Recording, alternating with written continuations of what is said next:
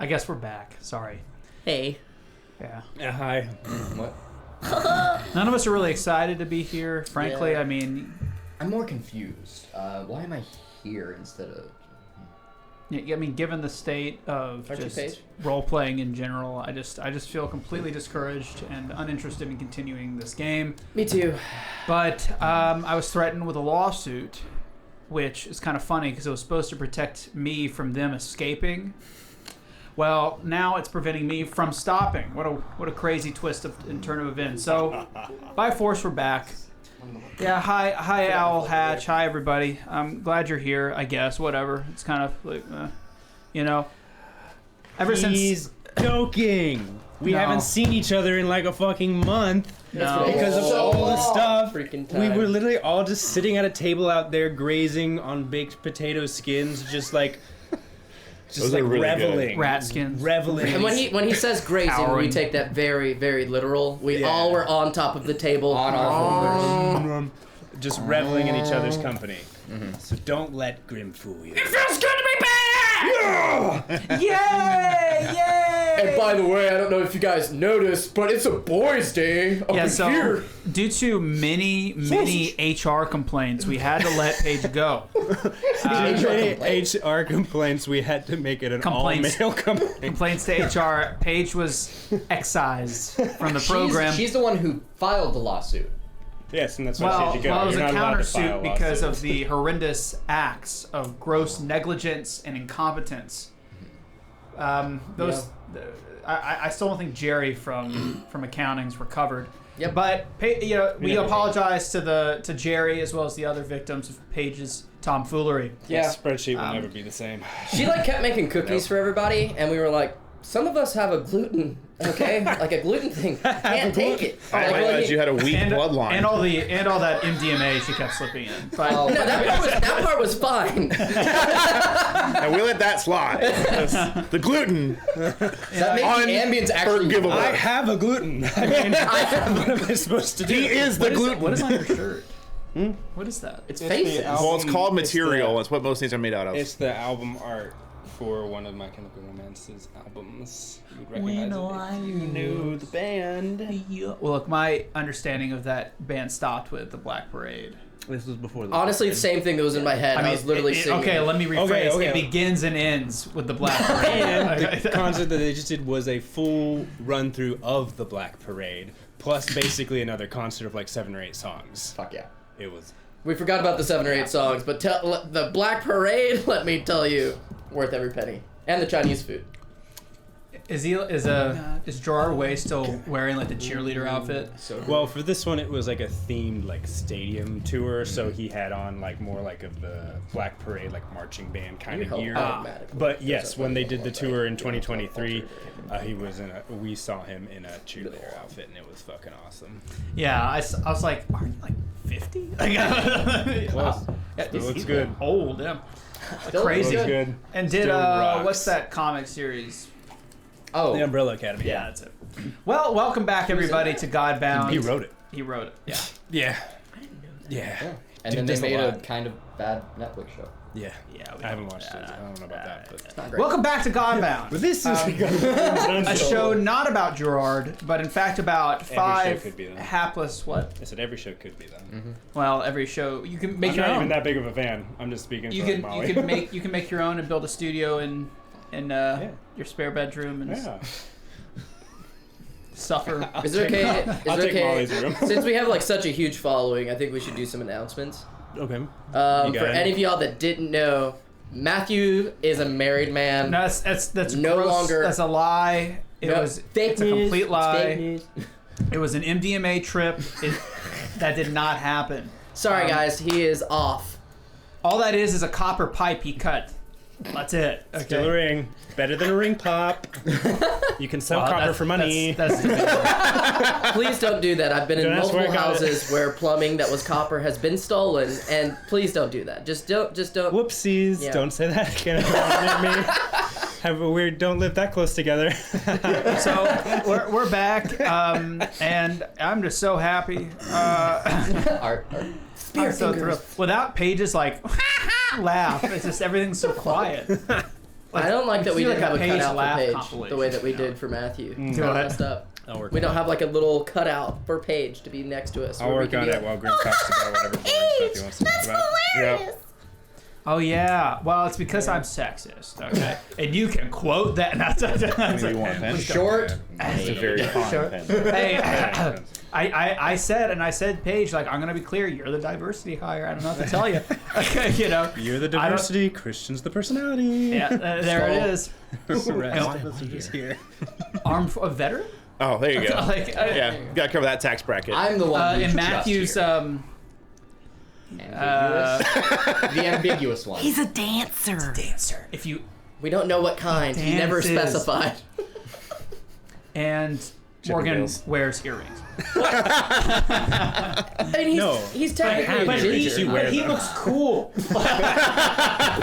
I'm the alternative hire. You see like the half green hair will be set. I mean, you do know what they're saying about gingers now, right? Oh no. I don't. Please don't. What? They have great hair. And with that, we'll get started. Ah! We all know what they say. Welcome back to the show. God, welcome back to the show. My name's Grim. This is them, and welcome back. He's so Godbound. angry. Session 24, What else Arc is new? 3, where things have happened. People have died. Morgan specifically again, and probably will I didn't again. actually die. Because, you know, you got to rush into melee time. combat, man. You got to rush into it. Hope for the best. Actually, I think you were shot to death this time. Either way, welcome back. It's been a bit. Sorry about that. We had to miss last session due to me, illness. Woke up at like 2, and at like 4, I was like, I'm calling it. I don't want to do this tomorrow. Now So- he's pregnant. That's true. Yeah. Pregnant with a lot of good ideas for this show. Hey, you know, twist. And, okay. Anyway, Finally. welcome back. A twist for once. The views as soon as they say you're pregnant after you said that. We will be doing in December a one-shot of Fallout again, taking place in New Vegas due to the announcement of the second season. I did say I wanted to do one more show after they announced it, and 2 or 3 weeks later they announced when it was coming out, and it's this year in December. So on the lead up to that, at the hype, the pinnacle of hype, will be releasing a New Vegas one-shot to kind of ride that wave, and you know, I'm no shame here in saying ride that algorithm push. You know what I'm saying? Okay, hey, We could do like a really cool like New Vegas, you know, like something like that. That'd be cool, you know, or just like a New Vegas. You know what I'm saying? any more? What? I don't know. got Like, any we more could ideas? we could V together, like full on like the Ginyu Force or something. That'd be cool. We could do a V through that. Vegas. The what? You know what I'm saying? The Ginyu Force. It's Dragon Ball. Dude, are you even a nerd? Nope, No. not even close. Only in Fallout. Only with Fallout. That's not. Actually, fun fact, Chandler is such a freaking nerd that we dropped an SD card. Well, we, meaning Morgan, Me, yeah. dropped an SD card into a vent. It was all the way down, farther than your hand could reach. What does Chandler think to do? He gets duct tape, double sides it to a stick, puts it down there and grabs it. We were thinking magnets because we could just mess up the SD card and then the show's gone. But no, he We used were duct almost tape. out, and you fucked it up. We almost made it We out. could have gotten out of here. Synth I don't Weasel, remember thank this. you again so much for the resubscription. Yay! Hey! Yeah. That is Paige, oh my God, you're Okay. here. mine are better than that. Are they? That's not nerdy. That's just genius. It's just simple. It's just simple economics. You know. Yeah. That's Goonies. That's Goonies. You know I which think, character No, we that's love. dude, where's my car level thinking. Use the stick Yeah. to press the button. exactly. There you go. I just have I'm a gifted individual surrounded. Okay, I gift can't is make. hard. But the craziest thing is how Anyway, quickly That's you one did way to it, though. word it. It was They crazy stopped how calling quickly it- you were like, oh, I got this, and we're like, what the fuck's he gonna do? They stopped calling it gifted a long time ago. Oh, what's the new word for it? Special. Don't worry about it. Accelerated. Go ahead. What's the new word? All of the above. Accelerated. What does that even mean? What does accelerated mean? Anyway, C so through D. this is what every time there's a mild break, it's just complete chaos after we come back. Every time. Well, anyway, welcome. Love it. I'm gonna say it 50th time. Okay, welcome back to Godbound, session 24. We're in Arc 3, baby. Still rocking and rolling. Things are about to heat up. Let's give a quick recap and actually start playing the freaking game. And welcome back, Christian. Woo. After soft quitting, like all the millennials and Gen Zs do, he felt bad and decided to come back. Sorry, guys, I'm just not gonna make it this weekend. Sorry, I'm at a beach. Sorry, I'm lost in the back rooms. He actually said that to me, and I was like, "How do you even know what that is?" You're like, what, 38? Like, God. It's catching up to Black don't crack, dude.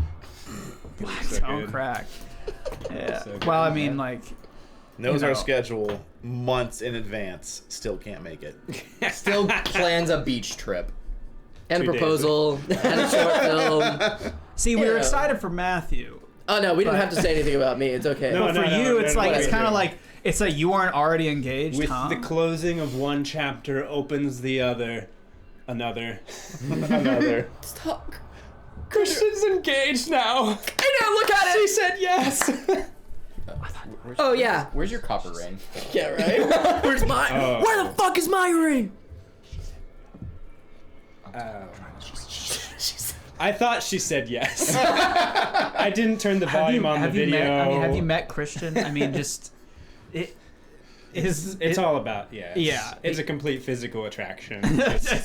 He hears only what he wants to hear. Purely like, just pure lust. Pure lust. Nothing beyond. From the first session. Welcome back to Grimm's Dungeon, guys. We're going to host today. I want to die. Not really. I was kidding. You're already dead, Grimm. Oh, that's You're right. already I'm fine. God. I'm fine. Do you remember the bit we used to do way back in the day? Yeah, we had cold the open? first three. Yeah, the first three sessions. If we ever, and then they just didn't work because people would click off funny. like while we were doing it because they didn't know what was going on. And then we started just being real people. And then we just started being real people because no. Whoa, real people? You guys are not real people. We're personalities. You're pawns. You're little tools. See, when I made these little minis of your characters, it's kind of like those like ancient witches that would carve like the dolls and your soul would get trapped in them. Yeah.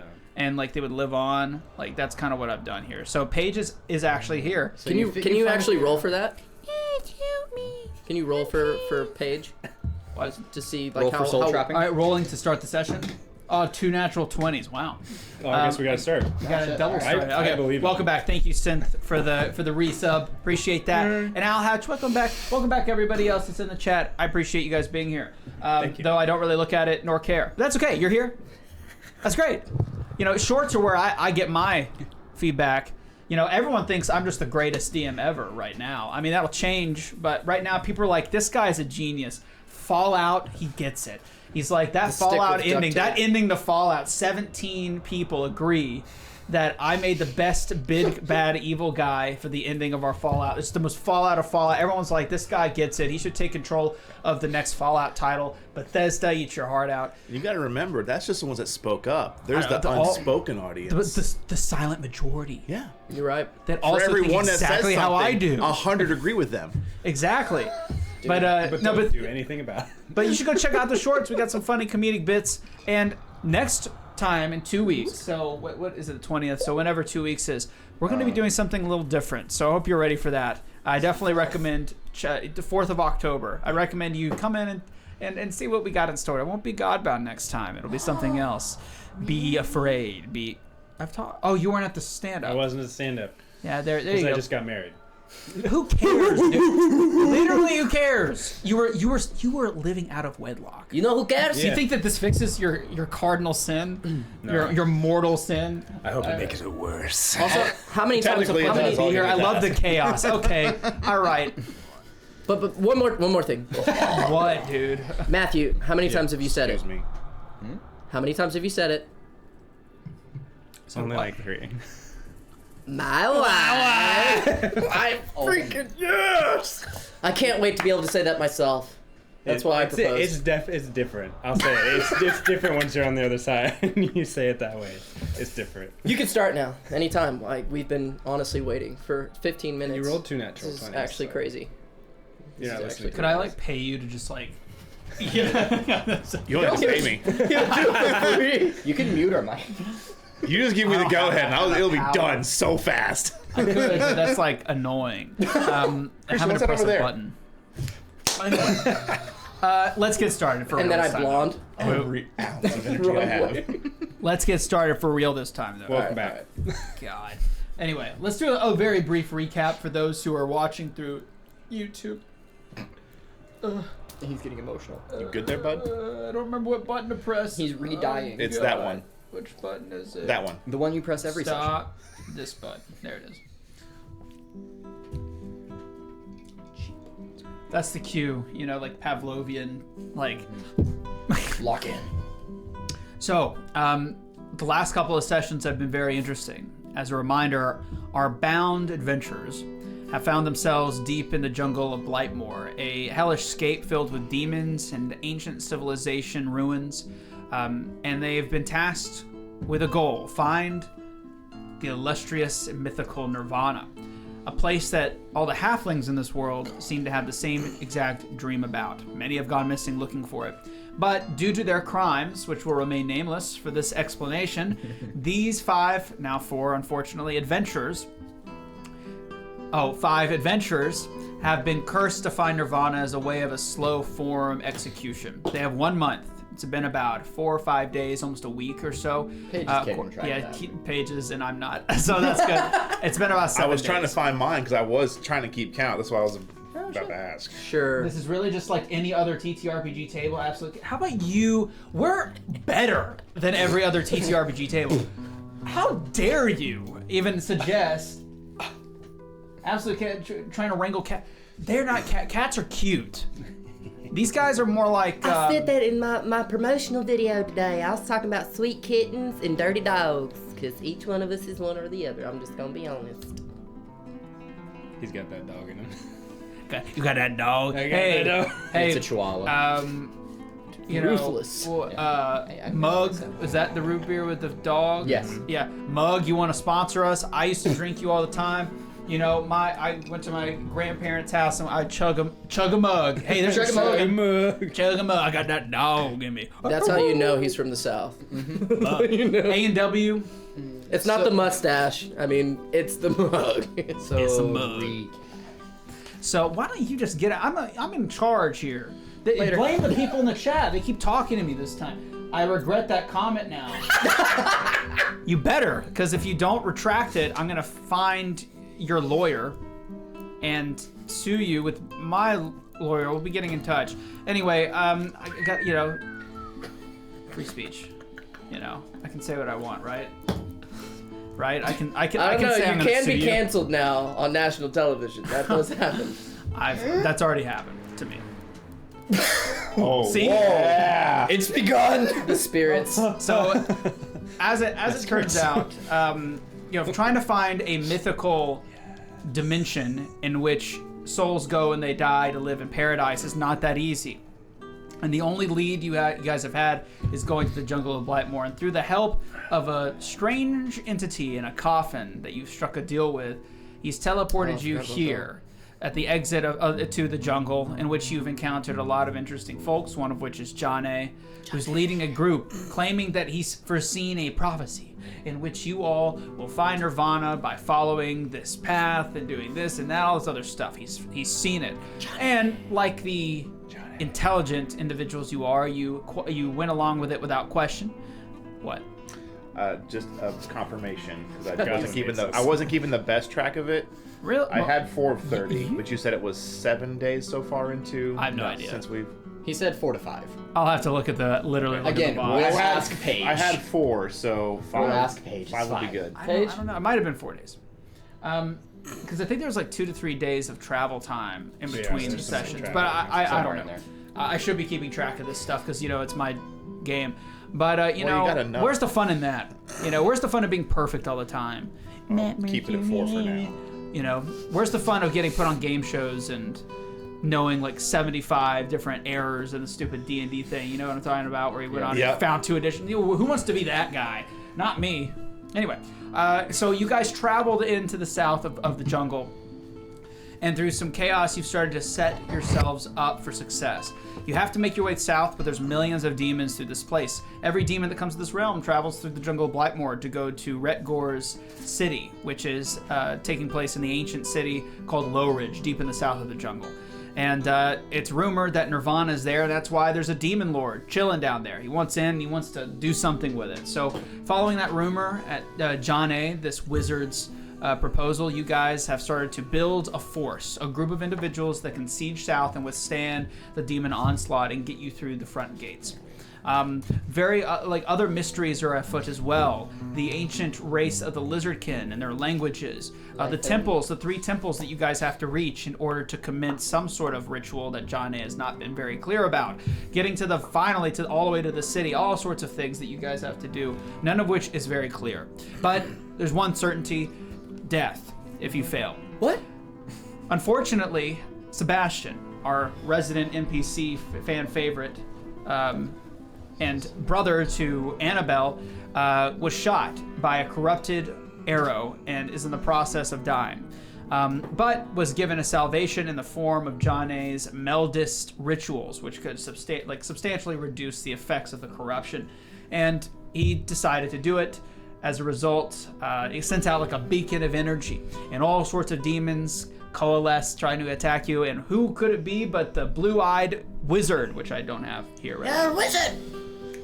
But you guys managed to stave them out, losing a lot of people, actually. Yeah. And you managed to stave them off. I wasn't here for that. And he's now locked himself inside of a kind of a chrysalis. That's right. Since you captured him, yeah. Again, if you want a better explanation, go watch the freaking sessions, man. So anyways, I wasn't there, so. There was rumors of a mercenary force, however, which you desperately need, obviously, because you guys are always under siege. Again, perpetuated by John A., that's currently being guided by demons to a bone pit in the south. So you all managed to get in a boat and sail down a river to find this bone pit, to get these mercenaries and hire them to help you travel south. When you arrive, you see a group of mercenaries, all, as stated, being transferred into a bone pit across a massive chasm, an ancient ravine created during the time of Gate Rise. And you see at the opposite end the mercenary band being traveled inside. At their forefront is a man that looks an awfully lot like Fredrick, and saw the sigil of his house throughout on their banners in a giant wagon and their armor and gear. So very exciting. But at the beginning of last session, Fredrick went back in time using the power of his god and changed the past, the consequences of which are yet to be seen. But one thing is certain: that man who looked a lot like him, that he assumed to be his brother, is actually his dad. And he looks not a day over. He didn't look a day older than when he left you when you were a kid, which is interesting. So what things have changed? What's happened? Okay, but the thing with time travel is, did he really change anything if he already did it? You know what I'm saying? He returned to a different timeline. I don't know. I'm just saying that's kind of how time travel works. Technically, it already happened. Depends on the theoretical. Anyway. Oh look, #magic. There you go. You guys are not depends. And that's the show. Theoretical, anyway. That's the show. We'll see you guys. Bye, everybody. So long. Damn it, Morgan, you killed it again. Farewell. Okay, anyway. So you guys managed to beat back the demons at the pit, but your dad, due to the Vivacian from all the way back in session 2, God, isn't he good looking? taunted you and then took your father deep into the pit. You plunge after him and actually severed his wing. You slice his wing off using your Aeon ability, the crit ability. No, well, you have to also say what he was doing. It's like a reference to one of the greatest franchises of all times, written by Tolkien. Come on now. You gave me that. Give them that. Tolkien. Give them that. I gave it's given. Give the Gandalf reference. It's like Gandalf. Yes! It was like Gandalf, and he fucking flew out there and chopped a wing off. It was like this. And it was 10 minutes, at least. At least, yeah. Yeah. But for whatever reason, the Vivacian really wants your dad, and the mercenaries that were a part of his fighting force begged you to save him, but unfortunately, he fell into the pit, along with the gear and everything else, or the gear stayed. Oh no, the gear stayed. After about 10 minutes. So you guys managed to track him down, but the Vivacian, as he plummets, takes your dad. It goes into this massive minecart. It's like a giant station down there with minecarts going every which way. And you try to keep up with him, but he's ahead of you and manages to go a different direction, and you're rerouted to another. And you're dumped into a place that, written in Abyssal, is called the Central Nerve. And that's where we'll pick up. I hate doing recaps, man. Just so draining. There was a lot of words that came out of your mouth. Yeah, it was very boring. Anyway. We appreciate it. Yeah. I do have one clarifying question, just to make sure it wasn't missed. We have yet to ever get the name of that demon, correct? It was just a Vivacia. It was just that. Is all we know. Okay, just want to make sure. The Big dude. Yeah. He might call himself the Vivacia. He's just the bro. His tail's too big. He can't stand up. Bro. Hey man, call me Vic. All right. Upon the encounter at the Bone Pit, it was obvious that these mercenaries were weakened and lacked any armor or weapons. So Torin, being the kindest of all, decided to help them get back to base camp. Because it's obvious that the trek would most likely kill them if he didn't assist. And so quickly as they were, as you guys saved each of the individuals during this massive Bone Pit encounter, Torin guided them and began to set out to get them back to the base camp.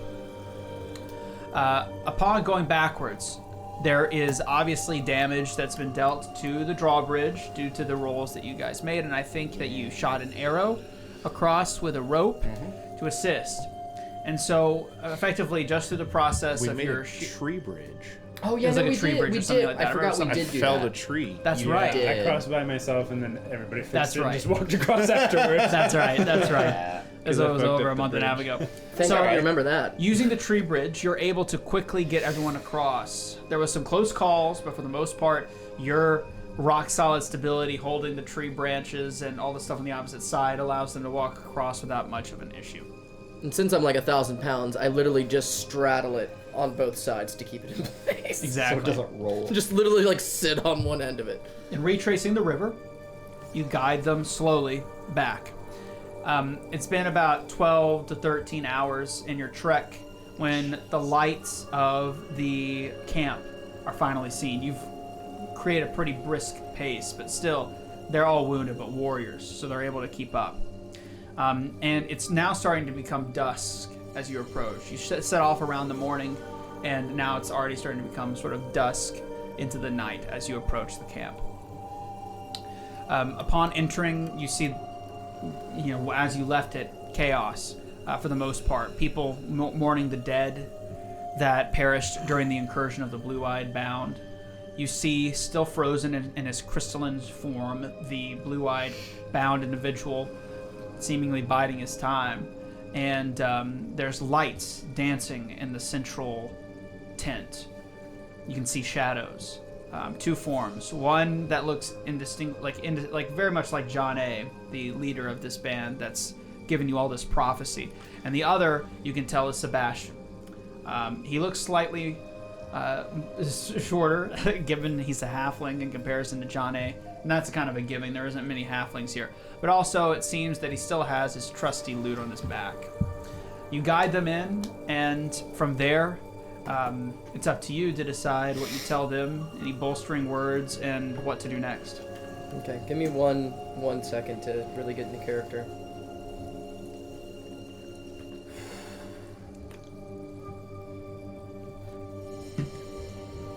Man, it feels good to be back home!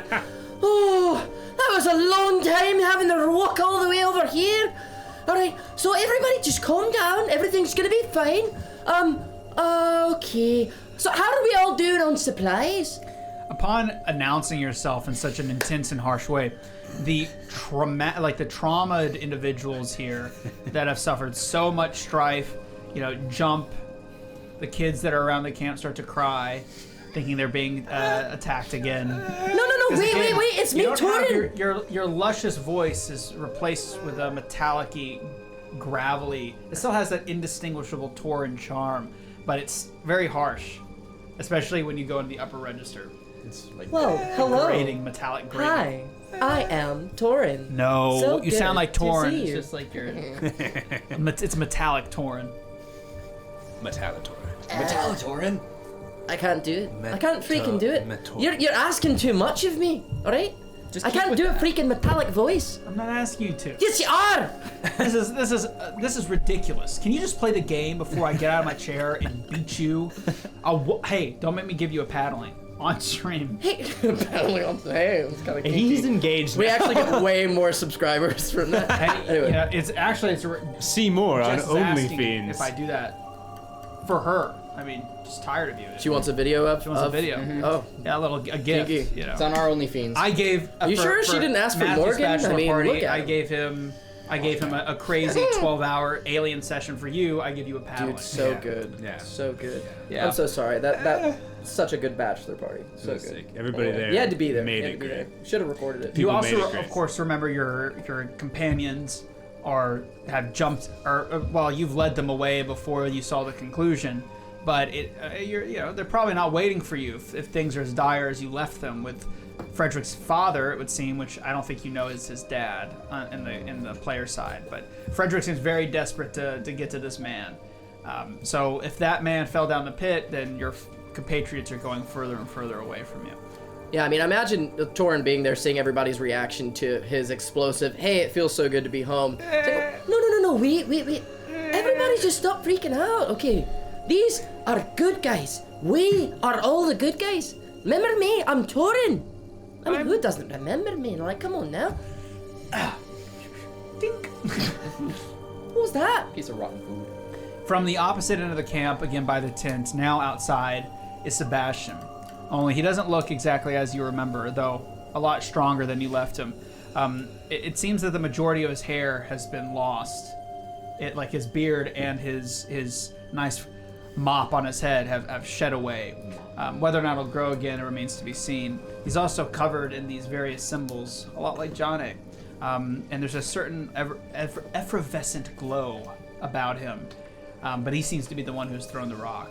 And he's kind of standing there with his arms crossed. Good Lord, Sebastian! You look terrible! You're the one to talk. You're a piece of metal. Yeah, what could be better than that? I could be made into all kinds of things. Weapons, pants, a walk maybe?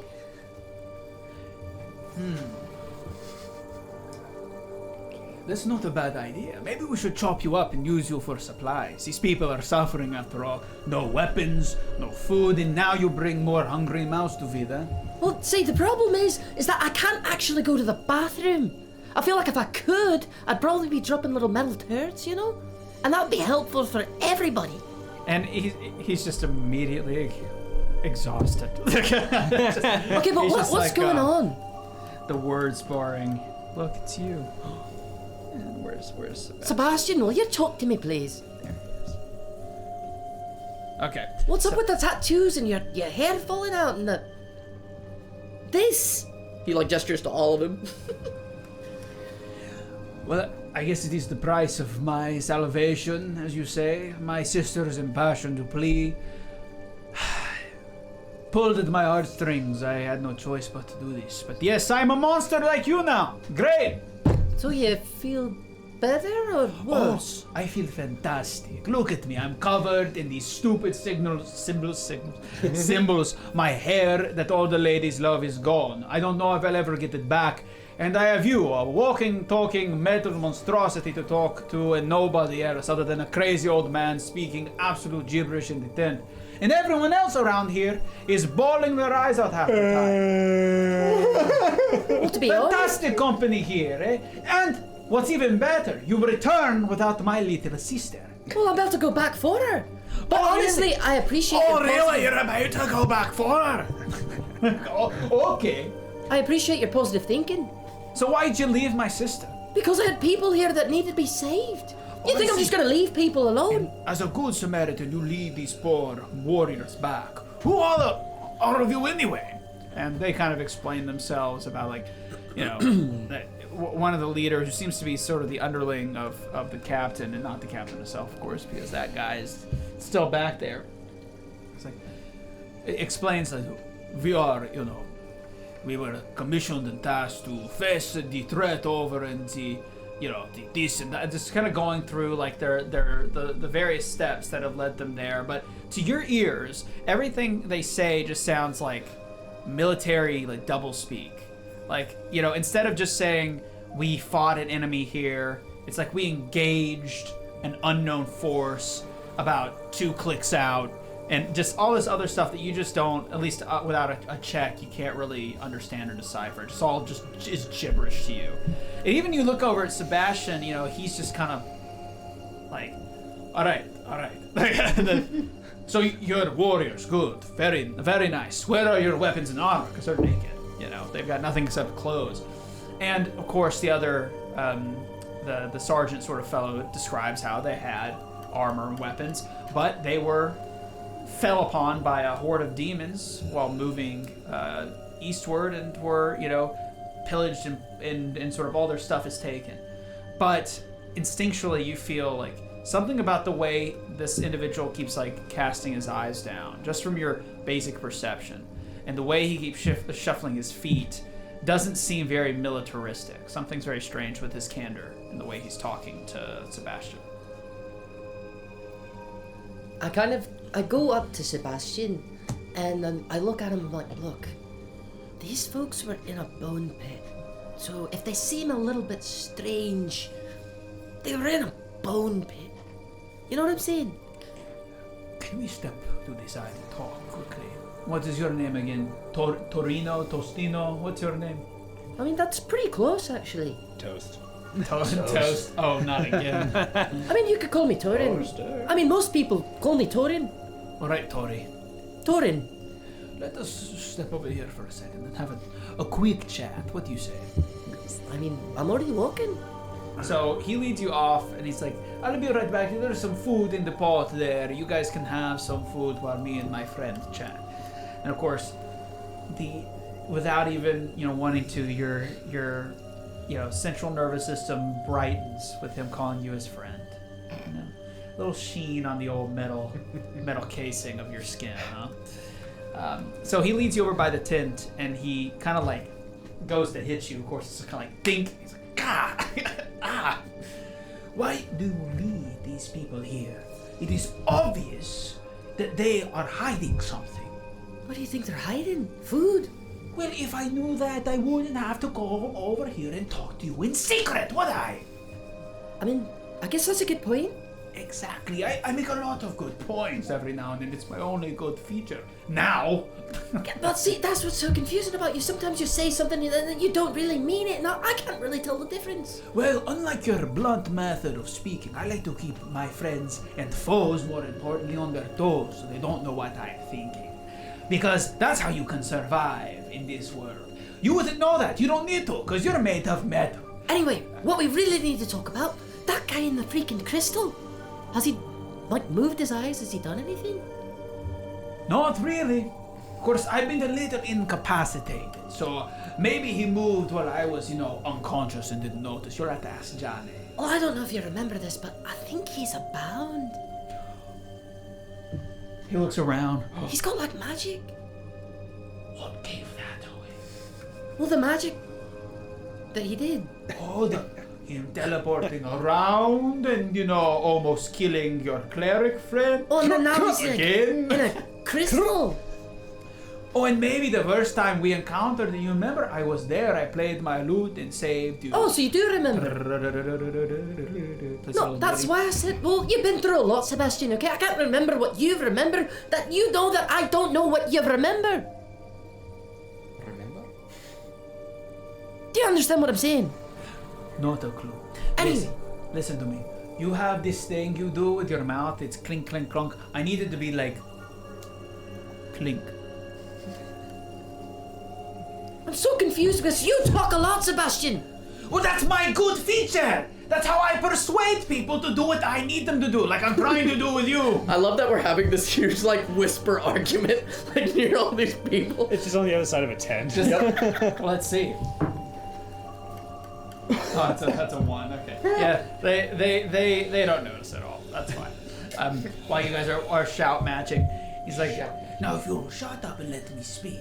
We don't know anything about these people. They could be spies, demons in disguise. I've seen demons in human skin shedded and kill hundreds in camps. I've seen it with my own 2 eyes. And you lead them here without so much as a question or a hi or a how do you do or anything like that. I talked the whole time. You think that was a quiet call? I mean, Fred over there. He was like, I was like, oh, you're just like Freddy. But he's like, no, don't call me Freddy, I'm Fred. And I was like, no, that's fine. Freddy hates that too. And he's like, yeah, I can understand that. And then he told me about his daughter who died in the bone pit. Literally ripped to pieces. It was terrible.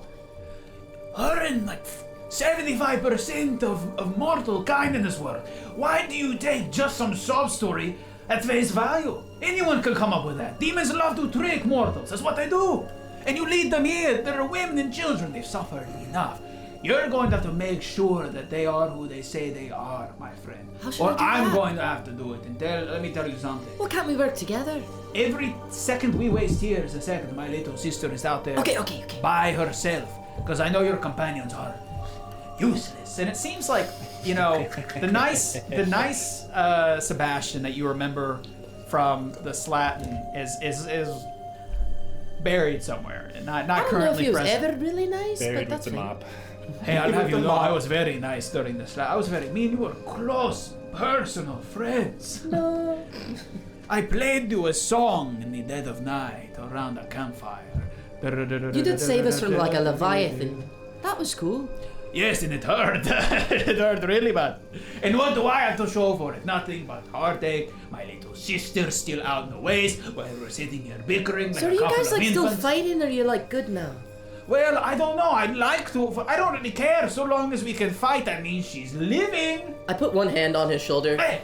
Look. Ah! Like it's just immovable. Look, I want you to know, Sebastian, that Annabelle really loves you.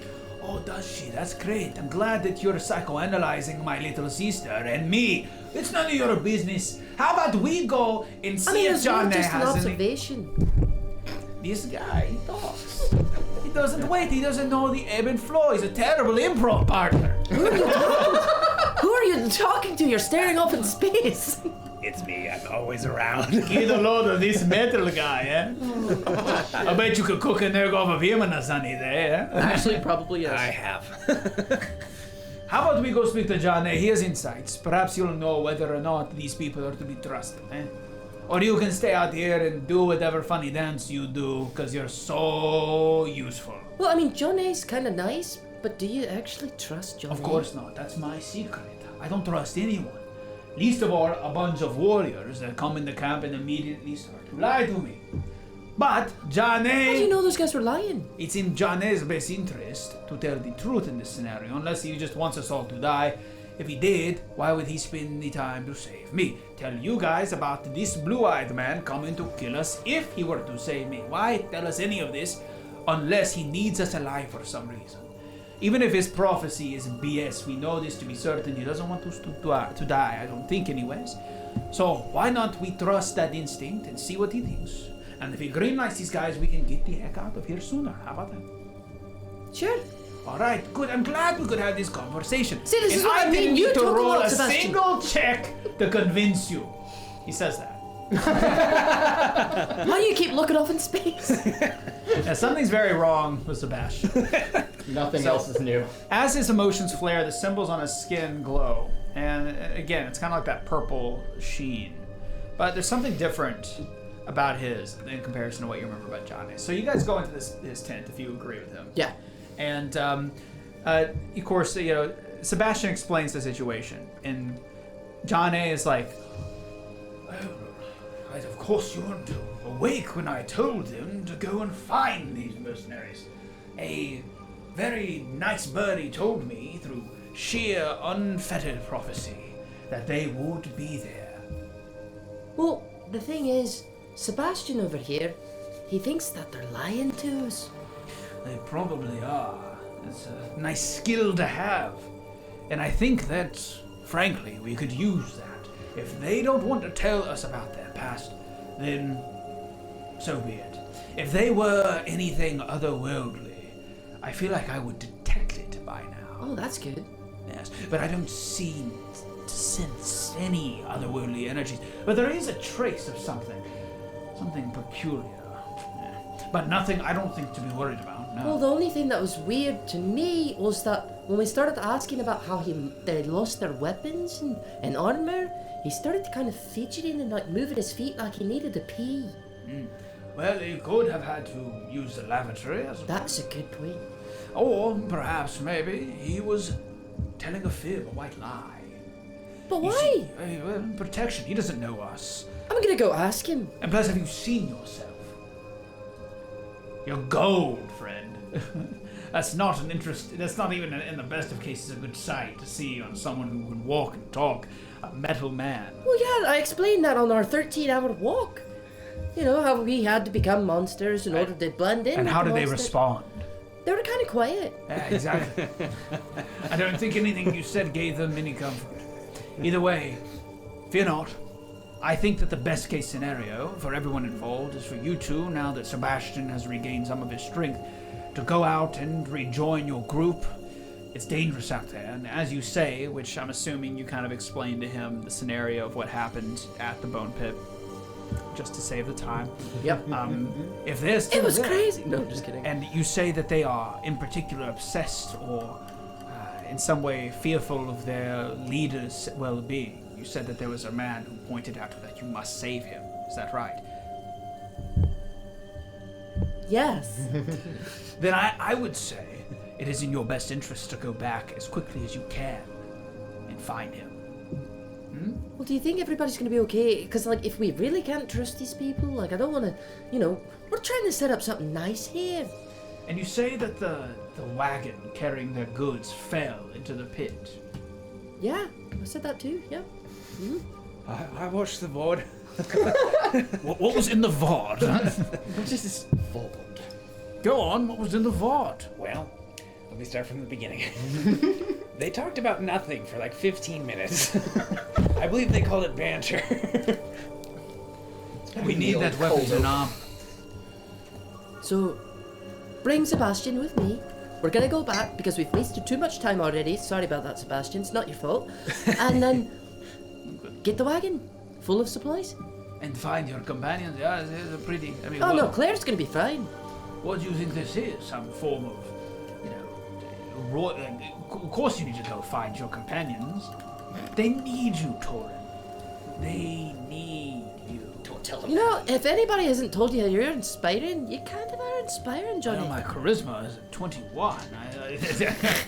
Looks up in space. Why does everyone keep looking up in space? All right. So, anything else you want to talk about with Johnny? If you could, all I would ask is to try to, I don't know, inspire the people with your charisma that you've got. And maybe try to reinforce some stuff and scavenge for food. Everybody's hungry and I don't want everybody fighting for food. Fair enough. I'll do. I'll give you this walk. Yes. And I take the walk off my back. Oh, thank you. You know, if you hadn't said anything, I would never have taken care of these people. So I'm very glad that you did. That's terrible, Johnny. People need to be taken care of. Yes, I'm a forgetful man. What can I say? I'm an old forgetful man. Get out of here! And so you guys exit the tent, and I'm guessing immediately start to head on the journey. Is there anything else you'd like to do? I love this character. Nope. Which one? Dying. Torin. Nah, fuck that guy. Can't imagine that there's anything. I might take a little bit of oil, if we have any kind of like oil, just to... Okay. I'll touch So- him to take like a shot. Give me an investigation. First roll. Or whatever it is. Yeah, what is it? It's a perception, right? Perception would, yeah. If you're searching for something. Yeah, whatever. So that's going to be a 25. Okay. So upon looking around, there is some rendered down animal fat oils from some of the catches that they've had carrying with them. And it's currently in the hands of a few of the more apt and capable men of the group who have gone out and hunted some of the game in the forest. So if you were to, you'd have to go ask for it. Ooh. Hey guys, so that you're hunting, very good, very good. I was wondering if I could take a little bit of that oil, because as you know, I am a metal man, and I don't want to seize up on my travel's back. Give me diplomacy. That is... Come on. a 10. So they look at you and kind of are still taken aback, like they know who you are, but they also remember how you fell in the water during the incursion of the Blue-Eyed Man and didn't help at all as their brothers in arms were being slaughtered. So they kind of look at each other and say, actually, we have a special kind of oil if you'd like that instead. This stuff is low quality. What do you say? You do realize I build things for a living. I don't need bad oil. I need good oil. That's what I think. You being an illustrious warrior and all, I'm thinking we give him the good oil. What do you think? What do you think, Carlisle? Yeah. Yeah, dang old oil, yeah. Boomhauer. All I can say now is Boomhauer in full plate. What a guy! Stop talking to me, man. That's not a question. Dang old question, man. Look, I don't want any beef with you guys, alright? I don't want to have any kind of weird interaction where you are like, oh, In a weird he's mean. erection? What? That is not funny. Get him the good old Carlisle, dang old fine. And so he goes by and he comes out. It takes him about like 45 seconds, but he comes back around a tree with a nice little bowl of, it seems to be kind of this yellowish oil. And he hands it to you. He's like, hey, there's your dang old oil. Is this piss? I mean, you'll have to do a survival check. Remember everything I've ever taught you, Torin. One. Can I get the helmet, please? Fuck you! No way! That is a 1. I'm fucking using my hero point, you little shit. How dare you? Don't you fucking dare use your hero point on I'm using my goddamn hero point. I'm not putting piss on myself. Get out of here. No! Don't touch me. And that's a 15. So the only way to really, you can't smell anymore. So lifting it up and like trying to sniff it doesn't do anything. No smell. So the only real way to do it, like the test, is to really, you're gonna have to like touch it. But you have a suspicion this isn't what it seems. So you can do what you want. You don't have to test it. You can just throw it back in their face. You can pour it all yourself, whatever you want. But So I'm gonna put my finger in it, and then I'm gonna slowly start putting my finger towards this guy's mouth. Okay. So tell me, is this piss? So which one of the guys? Carlisle? The one that handed me the goddamn piss. So Carlisle. Carlisle. It's a Boomhauer. Okay, so you're gonna like, so you do it quick or fast or slow? Oh, or like pretty just, quick, and I'm gonna grab him and hold him as my finger's right there next to his mouth. And then you go like, you're like, God dang, man, what are you doing? God dang, get away from that piss, man, come on. And he kind of flails and he knocks it out of your hand and the piss falls on the floor. Like, get on out of here, man, get on, you dang old tin man looking. I'm gonna do an intimidation. Big old metal gold looking. I think that's a thing in this, right? Put a big old sunlight in my eye, man. How about you give me some freaking oil? Otherwise, I'll make you drink that piss. Oh, you're going to go for an intimidation. See? Okay. It's another 5. And that's a 4. You had -1 charisma? And you decided to do intimidation. You never know. This isn't D&D. You could have rolled hot. Use your hero point. They take him, they're like, Carlisle, after almost getting piss in his face, his own piss in his face, was like, kind of gave a look, like just like a sullen, like tin man, and the other guy who's unnameless goes like, okay, yeah, sure, man, why not? And he goes to pick it up, and he drops it, and it spills on the ground. Oh, what a shame that is. Now, will you get the heck out of here before we have more words to share? Because hearing that metallic rasp is doing damage to my eardrums. I don't know what's wrong with you guys. I don't know what your problem is. I've never been bullied like this in my life. Let's go find my sister, you tin son of a gun. I don't need this. I'll get my own oil. And you know what? I'm not sharing with either of you. As I'm like leaving the encampment. I'll get my own oil with hookers and blackjack. Forget the blackjack. Forget the oil. Forget the whole thing. I'm done. Like you guys are sick. You have a problem. I'm telling everybody. He tried to give me peace in a cup. told me it was oil. Will you shut up? It comes from. Don't trust him. You ain't nothing but a tin man. A tin man that saved your goddamn ass. You were rusting in the water while we died for our country. Stupid clanker. And at this point, he understands where he is now. The day that Clanker becomes a genuine, like, oh, we don't say that, I'm leaving. People are all upset. I'm The done. planet? That's from Star Wars. I'm leaving. We're done. Yeah, please stop. Star Wars.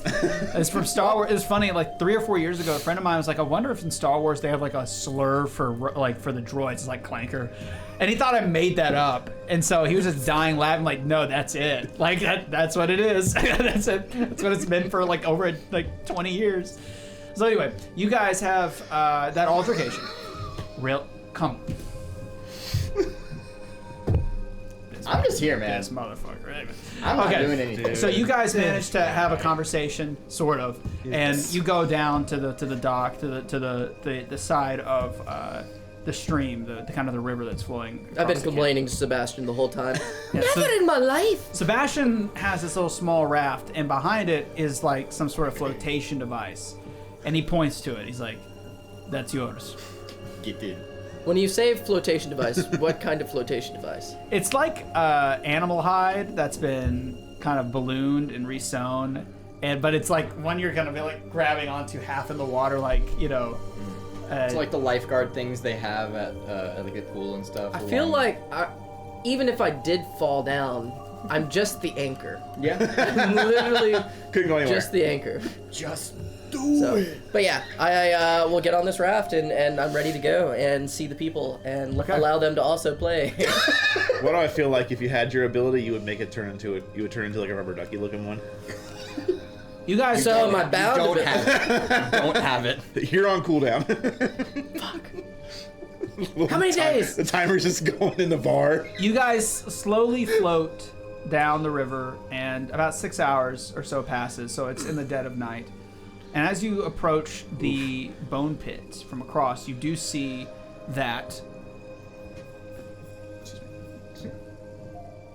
The fuck have y'all been doing? Where? You Technically, do this see is 20 that, hours. that some. Well, there's a lot of You do see that there is a tremendous amount of various demons that have coalesced around there again. Succubi and what have you, all kind of around. Did that flea return? Maybe, who knows? It might be that one. Yeah. Could be it. So as you approach and across the bridge and go to the bone pit and kind of edge around the rim, and you look down, you kind of are probably already starting to think about battle plan or whatever, trying to figure out how you're going to get in. And Sebastian simply stands up and he says, "Let me try something." And as he walks forward, he yells, "Hey!" And all the demons are like, and they all kind of look at him, and he's standing on the circumference edge, and kind of like, "Bye bye." And with a glow of his skin and an outstretch of his hands, these crazy missile-looking things, these like arc out and blitz right through the skulls of each of the demons, and they die instantly. Is this like Doomsday? You could do that. No, it's more like It's a DC character. yeah, it's Gundam missiles. It's It's who's like Torin's mouth just drops open With the and does that red eye creep. lasers? yeah. It's not Doomsday. No, it's not Doomsday. It's Dark Side. Dark Side. Thank you. Dark Side. He has the Omega beam. Yep, there's the name. As I was saying, as I see that, my mouth just. Or is No, that if you had oil? some oil, you could, I didn't want to take the piss. Couldn't help it. But There's certain things in life I will not stand for. even though this ability seems amazing, you notice as at its conclusion, Sebastian recoils back with a shout of pain and falls to the ground, and it's like his arms are shaking, and he feels like it seems to look really like almost like that was very painful for him to do. And as because we're out of the raft, we're sneaking around Yeah. this. Yeah, I 100% have my shield and my axe. Yeah. So I'm guessing you go down on. I don't have it out now because it'll block the camera, but and I guess I can put it out real quick. Map. Oh yeah, we did. I don't know if anybody else other than me and Morgan and possibly Brandon. I mean, most of the people in this room really caught the innuendos. I was talking about. As you edge around the rim. As you edge around the rim. Me and Morgan literally like look at each other. I was just like, just don't, let it go, let it go. We've stirred enough trouble already. Yep. Who's we? I was talking about. Paige, stop. So as you guys approach the kind of edge, you see that they're all gone, and down in the pit, that like the container that used to carry all the materials and stuff has been dropped, and it seems that everybody, for the most part, has vacated the space, and there doesn't seem to be a really convenient or easy way to go down. And there's still a rope or a chain connected? No, all that's been broken. It's all been broken. All gone, yeah. Shite. And how deep is this? So where are you right now, would you say, on this battle map? Like, I guess I would be in this room here.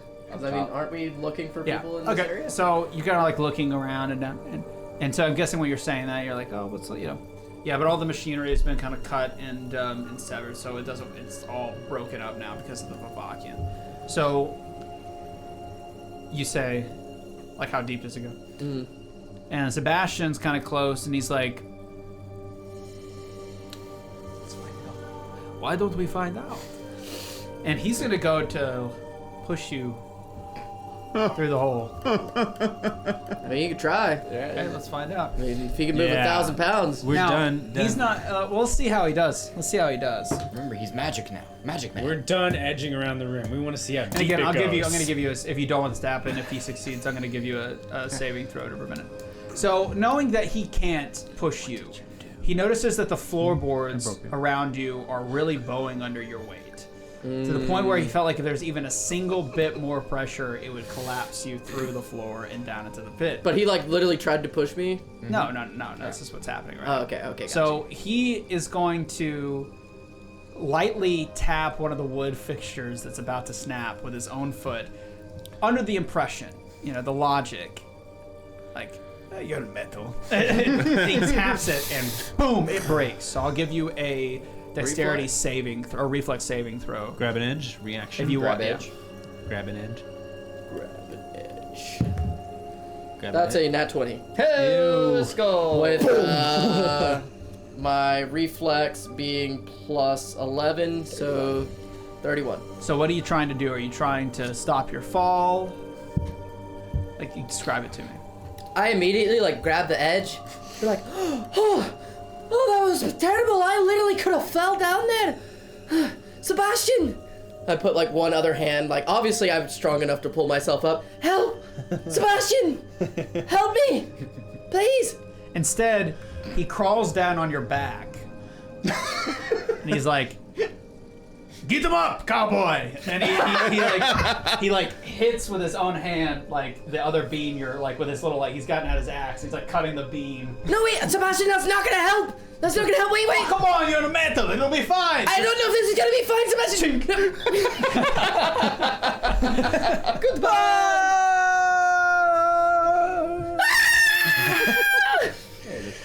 Team Torin taking off again.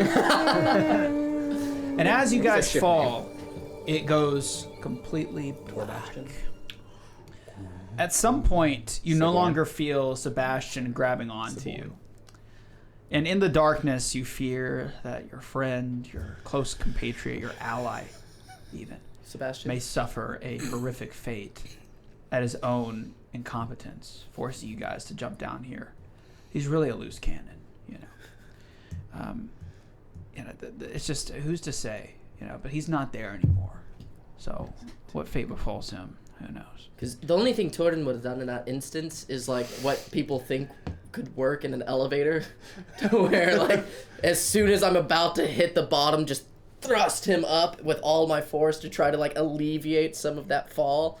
But he's not on my back anymore, so. Yeah, he's gone.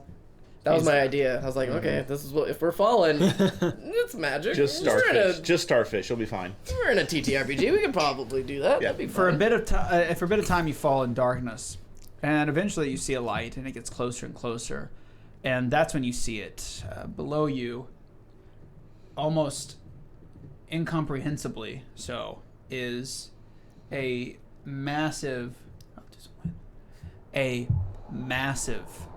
labyrinth. It's like black all around. Below you is this maze. It's like skydiving into this maze.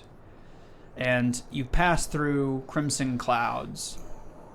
And even though it's like pitch black, you can see the translucent nature of these like wisps of smoke that billow through the air. And eventually you finally find yourself closer and closer to the ground, in which you slow and almost magically stop with your feet upright in the center of this labyrinth. You're saved. Sebastian! I made it musical. Oh, no. He was just on my back. Who's saying that? Who's saying that? Oh, it's an echo. Oh, it's an A few of the imps crawl away. Crawl away. Fuck. So, what do I see around me currently? Basically, you see a labyrinth. Just tunnels in the maze. So you feel like you're in some maze. You're almost like in an epicenter, and each different path seems to be kind of colored differently and looks different, and it feels like there's like so many different directions. Like 8 different directions you can go, all of which are just as. And they have distinctive colors. They have distinctive colors and feelings. And you feel like a draft coming out of one. You can feel like wet air out of another, dry, hot air from another, all kind of wisping through this epicenter like a tornado. Is there one that's colored blue? Yeah, there is. I like the blue. It's cold, that one. You can even see wisps of snow and other sort of. What about the other colors? What's coming from them? So there's blue, there's a red, there's What's a coming yellow. from red? Red is this like steam, like almost impossibly hot feeling. What about green? Green has a more mystical feel. It feels like there's like energy in the air that's drifting out of it. I feel like if I take the blue, and that's gonna be a reference to Fredrick. Reference. Because he's got cold iron. Maybe these are. I'm gonna take the blue and. You walk down the blue, and the maze, the labyrinth, seems to just go on. And, there's turns and left turns, and you find yourself double backed. It just feels like it's never going to end. But you must continue. I mean, what else is there? Something comes over you. This sort of otherworldly desire, drive to just keep putting one foot in front of the other. And you may even question how you find the energy to do that. Maybe you don't. Maybe it makes sense to you. Who knows? But just one foot keeps going after the other, almost like in a trance-like pattern. And it feels like, days, maybe weeks, who knows, when you finally find the exit. And I know it's the exit. How? You feel it. You just know. I'm a very feeling-oriented individual. That's true. Got that right. Well, can I search for any distinctive traps? Anything that makes this seem like it's not safe other than just my feeling? Use my eyes for that part. Sure. I mean, you can observe the exit. Yeah. It's a simple door. I mean, there's nothing very special about it. Was it 16? And then perception. 26. Okay. So this space is the same like any others. You've crossed in your travel in this place through doors, turnstiles, bridges, all sorts of stuff. All the while, there's no ceiling to this place. It's just this black, void-like sky. walls and a floor, and that's about it. And sometimes there's patterns or decorations, stonework, masonry, etc. Sometimes it's solid steel. But the whole consistent way, it's been cold and frozen. And the further you get in, the colder it feels. When you finally get to this particular door, like I said, you just have this instinctual vibe. This is it. And you look around for any sort of trap, any sort of indication of tomfoolery, something that's going to hurt you. And you don't seem to find anything of consequence. It's a simple wooden door with a simple latch handle. And that's it. I knock. No. The sound reverberates through the maze, through the labyrinth. I wait maybe like 30 seconds to not be rude. And then I open the door and I kind of like whisper, "Hello." In the center of the room lies a pedestal illuminated by a single spotlight. The room itself lacks any and all definition. It is like, again, as void as the sky. But the floor is covered in snow, and snow is around it. Fredrick, I know that you people are from the cold region, so I just assumed maybe you'd be here. Is there... What's on the pedestal? You gonna go approach to look? Yeah. I'll Okay. slowly walk up. Crunch, crunch, crunch. The snow crunches under you like it has for so many miles. And as you approach, you notice it is a lump of metal in the shape of an anatomically correct heart. Do I see any like pressure plates or anything around it? Any kind of like, do I get like a vibe, like if you put your hand in the light, like there's, Indiana Jones type stuff here, I would say, just by your basic perception, it looks like a kind of the pedestal itself is very interesting and ornate. It has carvings, no symbols, more like just designs than raw symbols. But it's made of metal, out of a chiseled or carved kind of metal. Some very nice artistry. No scratches on the surface. It's been polished to a high sheen, and the heart is of the same quality. Other than the snow and the frigid nature of the pedestal, there's really no other defining factors at all.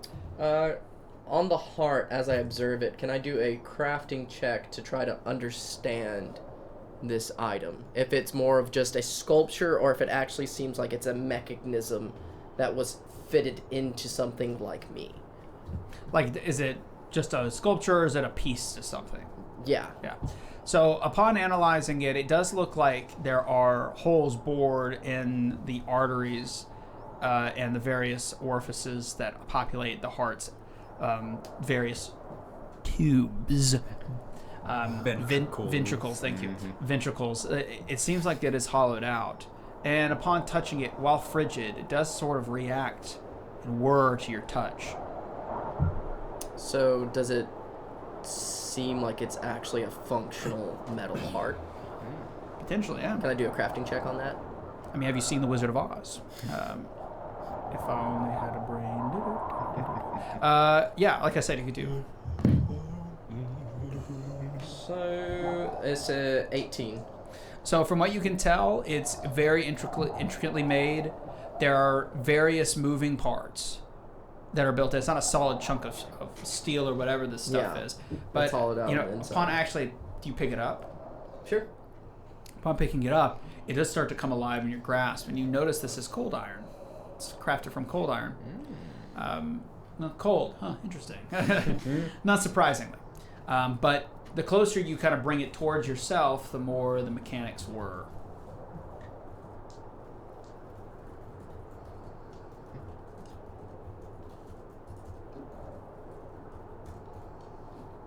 I don't happen to have like a open chest cavity, do I? You're not Claire. I could be. When's the last time you checked? I'm gonna check my own chest, I guess, and see if there's any kind of... Yeah. Twist the nipple. There's no heart in there! Oh my god! To your shock, as you look at your own chest, you notice there are no nipples anymore. God, Completely smooth. Damn.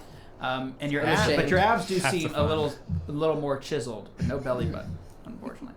But yeah, right in the center of your chest, is sort of seemingly an ornate valve, like a spin valve, right in the sternum. You know, I really haven't looked at my body as much as I should.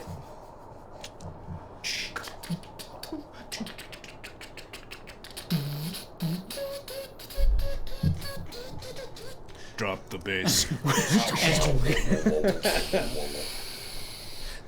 Out from your chest blazes an furnace, as it opens up with a double wide door.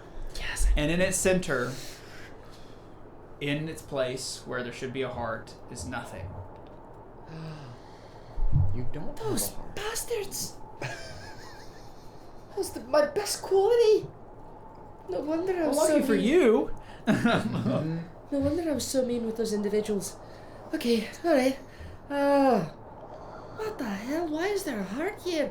And why am I missing a heart? Slowly, he's gonna start to just put it in there, start attaching any kind of pieces and hoses that he needs, and just fucking see what happens. So, you go to, slowly, like almost like operation. You put the heart in its slot, and kind of scared me just a little bit. no. So you place it in, Now and you're you feel evil. you feel pumping through your very blood the cold of winter, You're no longer and immune to heart attacks. it bolsters you. You feel like you could endure just that much more. And from the fingertips, you could feel, as the blood courses around your body, the power of the cold get in your hands. And you watch as, your hand kind of magnetically almost goes to your hip, like it goes to the handle of your axe. Like Thor's hammer, but reverse. And as you pull up, more of the intricate designs, the gems, begin to glow and change color to that of blue. And that's where you wake up, looking at your axe on your back, Sebastian standing over you at the pit base, saying, "We've really got to get you an appointment with a mind doctor." They have those here? Mind doctor? I don't know. They did in Slapdown. I don't know. I sit up like super quick. Sebastian, did I throw you up at the last second before we hit the ground? Whoa! Did I throw you before we hit the ground? I used my very awesome special Meldis powers to... No, I just let you take the blow. Sorry. Good. I was worried about you. No, How long have I been knew it. sleeping? I made the fair calculation that you would be able to withstand the fall, but in all honesty, there's a net. Wait! I go and grab my axe. There's a net. You guys busted through it, though. Oh, yeah, we did. Yeah, there it is. Luckily, everyone here is gone. I don't know where they are. But look. And he points around. This must be the central station for some kind of underground travel. I've always been curious how the demons can all travel so much through this jungle. Because this jungle's rich with otherworldly energies. Well, They go underground, of course. It makes perfect sense. I'll And be look, honest. look at this. And he points at the ground. You can see recently there was a scuffle here. See the footprint of this giant demon pushing off. And that Fred's, I can tell, because it actually smells. The footprint smells. Is there some kind of like twitching wing off to the Yeah. side? This is like and of course he's like, and also if we needed more proof, look. And there's just a blood trail leading to the wing. Stealing my thunder over here. Per usual, sorry. It's just, I'm such a evocative storyteller. You can just see it before it See it happens. happening. Just see it happening. He's like, my best guess is we have to follow this line south, it would seem. Look at all the footprints. What do you say? I don't really care. I'm getting in the cart. You can do what you want. Well, I'll be honest. We're kind of in my territory now. You're In the kind kind of of your store. territory. I do know mountains and Okay, tunnels. big guy, where should we go? Honestly, that was probably Fredrick. Looking at like the big twitching wing. Fantastic deduction. I tried to follow him earlier in my don't worry about it. Oh, I kinda trust me, I will not. I will not. But I do want to look at my axe and see if there's anything different from the vision, like ongoing. It's the same, yeah. Okay, It's so like your power. And you look down at your chest if you... Well, do you look down at your chest? oh yeah, I'd 100% look at myself. You open it, and there it is.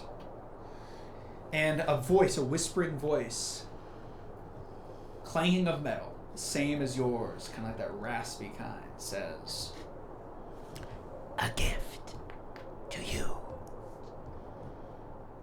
Thanks. I think. I hope. I don't usually receive gifts. Oh, but you deserve this one, I think. We have much work to do, you and I. Much work, much work. Much is to be done before the end. Yes, I think so. What's the name Yes. of my... Create, That doesn't sound like create though. Cree, is that you? well, it's like a whisper, a faint whisper on the air. Cree, is that And plus, I think he was mirroring him last time they spoke. Yeah. Yeah, you're Cree right. didn't have a voice, I don't think. No. Yeah. Is that you, Cree? I remember some things. Not all. It's okay, I don't. That's why I have to edit them. Did you help me? No response. That sounds All like right, a now good sign. now he's nice talking to himself. Great, that's great. You're going to get in the car or not? I'll give you a push and then jump in. There's literally a lever here that counterbalance. Sure, why not? And I jump in the cart and try to get it. I imagine like as soon as I like start to push it. Forward! Golly, these are designed to carry hundreds of pounds of who knows, meat? Looking at the residue. Ugh. I don't like that. Hey, what's that? And he pulls the lever to distract you, and, Yeah. and off you go. We now will cut back briefly to you guys. It's only been an hour Minus Well, banter. since we started. Minus banter. Minus banter. That was like 20 minutes. Yeah. That was fun. So you guys are standing in the causeway, leading up into what looks like to be a bustling marketplace. Are a variety of 50, 60 foot tall statues, a la pharaohs statues in the ancient Egypt times. These massive structures. Each one of them has figures standing there. Like I said, as a reminder, the one that especially Fred recognizes is that of Grug, and to his left and right are two demonic-looking figures. Sort of like they look kind of Avakian in nature in a way. So, by the way, that heart, you now have the ability, as you find metals, you can infuse yourself with the power of various metals, and that will create different effects. So you started with cold iron. Those are your 8 choices. You started with cold iron. So you are granted resistance to cold, -2 to all cold damage dealt to you. And in addition, you deal, like Fred right now, +2 cold damage on strikes with your axe. No, so your axe has a little bit more of an empowerment. But again, who knows what other special magical metals do? Yeah. You chose cold, so we were cold. You just have to forge more hearts. Who knows? Cold iron's good though. Well, that's classic. Especially where we are. Yeah, a lot of people got weaknesses to But cold iron. other than the statues lining and all these different figures, most of you guys have never even heard, but they all have nameplates. I want to read the ones that look like Vavakians. So it reads Grug and his sons. In Abyssal is what it reads. I'm just assuming someone's transit. I'll be Annabelle. There you go. It seems that this says Grug and his sons. You're really quiet today. That's just how Paige sounds with Annabelle now. Not wrong. And what are the sons' names? It doesn't say. It just says sons. That's And it kinda seems like their likeness is faint. There's not much. And you can look up, and even still, it's not carved well. And it's a different stone, too. It's like it's newish. You said there were other statues besides Oh, these yeah. three, right? There's a few. Can we find one that says Rekor? So you look up and down, and closer to the end, you see this sort of almost blob-like manifestation.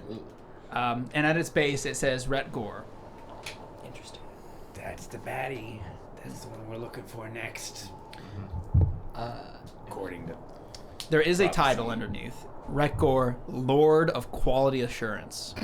That's what it reads in Abyssal. Maybe the translation's not exactly right, It's not but 100%. but it's like that's his best. It's Lord of Quality Assurance is what it reads. Only the finest for Lord Retgor. Indeed. I was gonna call Annabelle over to the statue that I recognize, and ask her what that nameplate says. Well, without shock, it reads as Regolith.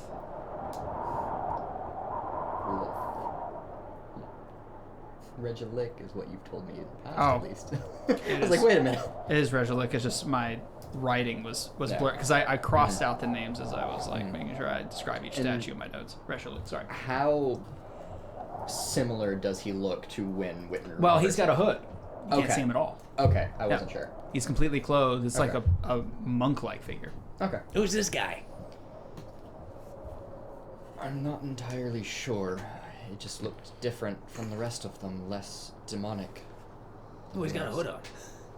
Right. Tell. I was curious. None of this seems right, does it? What? You mean the whole, like, demons undercity? Yeah, it's kind of weird. They don't really like each other. By their nature, demon lords fight. It's what they do. Why are there statues of so many here? They're all being honored.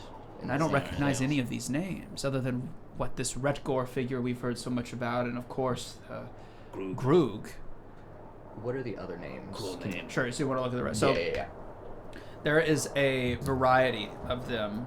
So Grug, Retgor, Regilic. There is one that is empty. The statue is empty, so we'll start with that one. There is at its base, it just says solemn. There's nothing there. Like I am solemn today. Solemn. Yeah. Solemn. Yeah, is solemn. And to his right is one called Nihil, but it's with a CH instead of just an H. Nihil. Can you give visual descriptions? Yeah, so I'm making sure that you can write that down first. That is represented as almost as a kind of inverted, like, topographical map. Standing on its side, it's what seems to be a lake. And compared to the map that we have, does it look like anything comparatively to that? To the one you have right there? Jason? No. Damn. Nothing you can see, but it's very, it almost looks like a tear falling in a way. But whether it's like an actual place or something you just don't understand, you're not sure. It's like the symbol of them, possibly. There's two that seem to be like almost in like they're the same carving. Two of them are like fighting. One of them is Bathalit. The other one's name is Tessil. And it seems that the Bathalit one has flames erupting, the other one not so much. But they look almost like traditional ancient representations of Baphomet. But it's something's wrong. It's very different there. But they are what? Can I get the not Vathali, the other one? Tessil. There's Bathalit and Tessil. Thank you. Yeah. Bathalit and Tessil. But could these be different demon lords that exist that you've never encountered? Who knows? But they're right now, as far as you saw, there's 9 in total statues with the 2 sons. Okay. All that stand. Again, that's Bathalit in common speak, Tessil, Solemn, Retgor, Nihil, Grug, and Regilic. And they stand guiding you into the city. There's 2 sons for that's kind of encompassed in the one where it says Grug and his sons. Yeah, yeah. It's one but it's like 2 additional statues. And they're not as like detailed. No, they look like relatively new. In fact, as you look, you can see on the back end there's still a little scaffolding for where their like carvers will go up and carve it. But again, Annabelle pipes up, trying to roleplay what Paige would say. Demons carving things, building edifices to the lords of. The only reason they do this is under control of said demon lord. But all these together, no, something's very wrong here. Are there any other demons like just around us right now, or are we kind of just it's kind of alone. It's the main thoroughfare, but it seems like there's something going on in the market. So there's commotion. There's you can hear voices, but it seems like everything here is clear. Annabelle says, "I feel we should hide off to the side there, behind those rocks." And you can look. There's actually a pile of rocks, probably from building these structures. So we hide there and we do some observation, consider what we see, and then make a plan from there as to how we're going to proceed.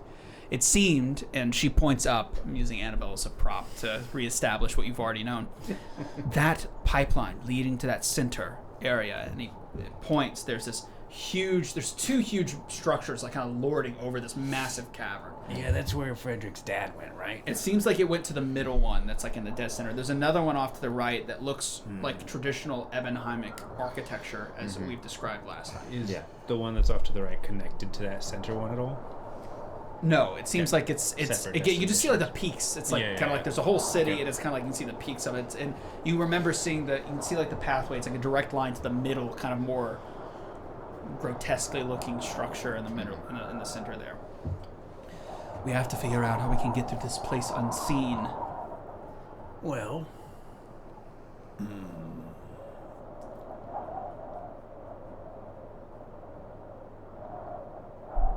yeah. Excellent insight. Excellent insight. How about we take a seat and consider this? Yep. Get some rest. get out of sight first. So you guys scuffle over and you make kind of a quiet camp. You kind of, use the surroundings and the rocks, and Annabelle's kind of placing things in a way to kind of make it look natural so you guys can hide out and maybe consider things. And rest for a bit.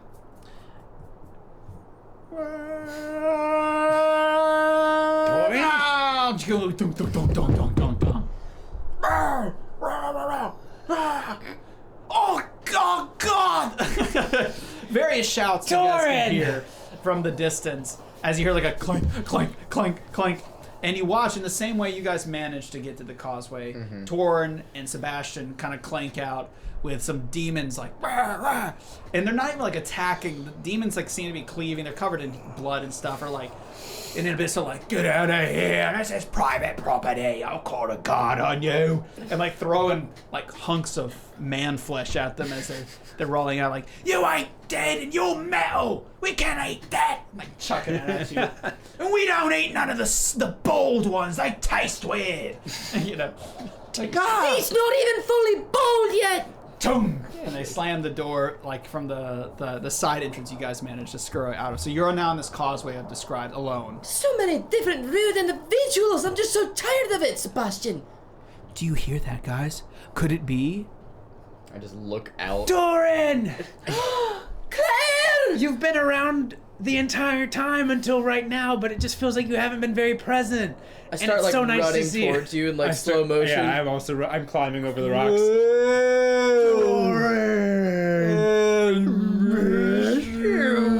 We come in for like a big ol' hug. And you just fucking flatten me. I was going to suggest that we try and do this quietly, but I don't think that's really. Oh, it When's feels the like last it's been time so anyone long since listened I've to seen you. Fredrick. And Annabelle says that in more of a, like I'm Why sorry. would they? Yeah, okay. No, more of like, when's the last time they ever even listened to you? You said it, not me. See, Annabelle, I brought back Sebastian. Who the fuck is Annabelle? Sorry, Annabelle. I was thinking about the Percy Jackson thing that she wasn't able to audition for or whatever. Salt in the wound, salt in the wound. She was going for Dionysus. Oh, I know. She would have been great. Just come this way, come this way. We need to be quiet. We are surrounded by a demon city. He kind of like points back to the door that was just slammed. Yeah, I figured that part out. Yeah. Yeah, we're kind of all disguised, as it were. Most of us are. Yeah. What kind of disguises? Other than our...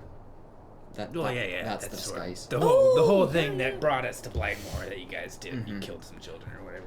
Well, obviously, I don't know Fredrick what doesn't have happened. to worry about it. He looks like one of them. Right. And even you in your God-forsaken state. But me... Well, you look kind of bad, too. You're made of metal. Am I the only one that's normal? As he's like the hair falling out. Little sister! It's the slow-mo. She's actually taller now. You look good. I'm glad to see you standing again, Sebastian. And that's when Sebastian gets captured. Oh. No, Sebastian. Oh no, Annabelle, you better go save him. we'll watch. We'll find you, I swear. No, Is but he actually really getting captured? No. Okay. Well, But you never tell. I can't do the revelatory. I'm realizing now in my mistake I can't do this connection. So That's I'll have okay. to. We'll talk to them less. Yeah. As Sebastian is creeping forward, you actually okay. He has a cough. Brain blast.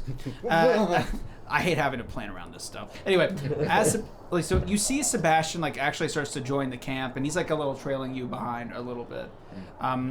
You know, you like give me a perception check. All of you, give me one. Just get to roll, baby. 22. Okay. 28. 24. 27. They're all pretty good. I think. So right before, like, Sebastian gets in within sight line, you guys can all hear like a scuttle and like a faint glow of purple around the hook of one of the statues that you're kind of cascading on. It's just around the bend. You can see it. So my imagining is like there's statues and you're kind of in here in this rock outcropping. And you can see like just beyond the statue, like there's a glow and like a scuttling of feet, like Meet the Robinsons when, you know, he goes back in time and he's like buried. No, it's not like the other. Where it's like she's looking around like who walked there, but just out of sight. He seems to pause. This glow pauses, and you all watch as it vanishes backwards. You said my brother's with you. Where is he? You sound different. Looking around. We saw Sebastian, right? You saw like a glow. Oh, okay, so we never actually I was describing saw him. because you know that he's there as a. You know, yeah, sorry. I see. So we're going back in time. No. Same process. He just hung back while you ran forward. It's okay. We can redo that. We can. I thought Just it kidding. was No, that's what happened. You did all that. Yeah, he was right there behind me. I do have to save that for poor Paige. Yeah. Okay, so he actually hangs back, He's like balding and everything. and I'll give you a little tidbit. You Me like too, Sebastian. that your It's characters wouldn't know. Sebastian, you know, like there's a puddle of water, and he sees himself and what he looks like now in the reflection. And I guess maybe part of him didn't feel like he could face his sister looking like he is. He's maybe some strange shame, and he's decided to Didn't we vanish. all see him when he first came out of the tent anyway? No. Oh. But No. no. He was literally just talking about, oh, my little sister. I was my like, little you heard. sister." I was like, you Okay. heard, like, I'm throwing. I was just describing the physical. You know, Yeah, like, I got you. you know, when he gets upset and he's just like, oh, you just left my little sister. He was doing that thing, Annabelle. I promise. He was right there. And she looks around and she goes, "No, I don't feel his presence. You're a liar." This is Wow, so you're very weird. different. What do you mean? This is how she's been acting No. for. Obviously, you haven't seen. Okay. What do you mean? She's like, I'm all stalwart now and straight faced. Stoic. Paige, are you gonna say anything? You good? What, guys? I can't. Just kidding. We're just I we're just cannot messing. have It's this fine. happen. Like, It's so, like, we have to. fine. You gotta peek behind the curtain all you want, but we have to move on from this. It's fine. It's fine. Tell us all of your inner feelings. Killing me here. Oh So- my God. Unbothered by the fact that Torin just showed up and supposedly Sebastian is here, I think Witton is turning his attention more towards the city itself. How far away from the general populace are we right now? You guys are about, I would say, like 120 feet Okay. away from the city entrance. Okay. And sorry, you got. I was just gonna ask you guys what's going on. Well, Oh, you know about as much as us. We are going after Fredrick's dad. You saw him before you ran away with all the people. Yeah, he was very handsome. Yeah. and we believe he's in that large building over there, in the middle of the large demonic city. That doesn't make any sense to any of us. You know, once you're back to being a human, you're gonna have great genetics. I'm not really worried about the whole demon city thing, we can grab his dad and then just like scram. But you're saying that my brother is down here. I guess. I saw him. Where did he go? I mean, he was literally in the cart with I could me. care less about what's going on in the city. You said my brother That's is what here. I said. Well, he was here for you, and then I don't know. Maybe he got Secondary nervous or rescue mission it is. something. Maybe he had to poop. Really sucks. I can't do that anymore. You wouldn't lie to me, would you? Scout's on there. Torin would So- never lie. He can't. You watch as Annabelle stands Honestly, up, probably. and where did you come in at? That door. Okay. She heads off to it. I mean, I'll go with it. Shouldn't we stick together and... That I think we word, should let her she- go. She walks off. Annabeth. Sorry. Well, I don't know why I keep saying that. Percy Jackson's really in the You're driving her away, Torin. No. And as she starts to walk off, as you're like, "What are you doing, you fool!" No, she's rushing, obviously half-cocked, to find her brother, having heard that. She follows on stream a bit. Half-cocked? What? Was that a... What? Huh? And I... You said, whoa. I was like, what? No, I didn't. Yeah. You said, Morgan, whoa. Chill, dude. Being gaslit. Come on, guy. Half-cocked and, you know, in that classic Annabelle fashion, rushing off without any sense of what she's doing or where she's going. At the mere mention that, like, oh, where did Sebastian go? You know, she's gone. She rushes. And as you guys are like, oh, God, here we go again, maybe some of you stand to go run after. Maybe some of you are just like, the doors open to the main city. And you hear like music happening. And like cheers and shouts and yay!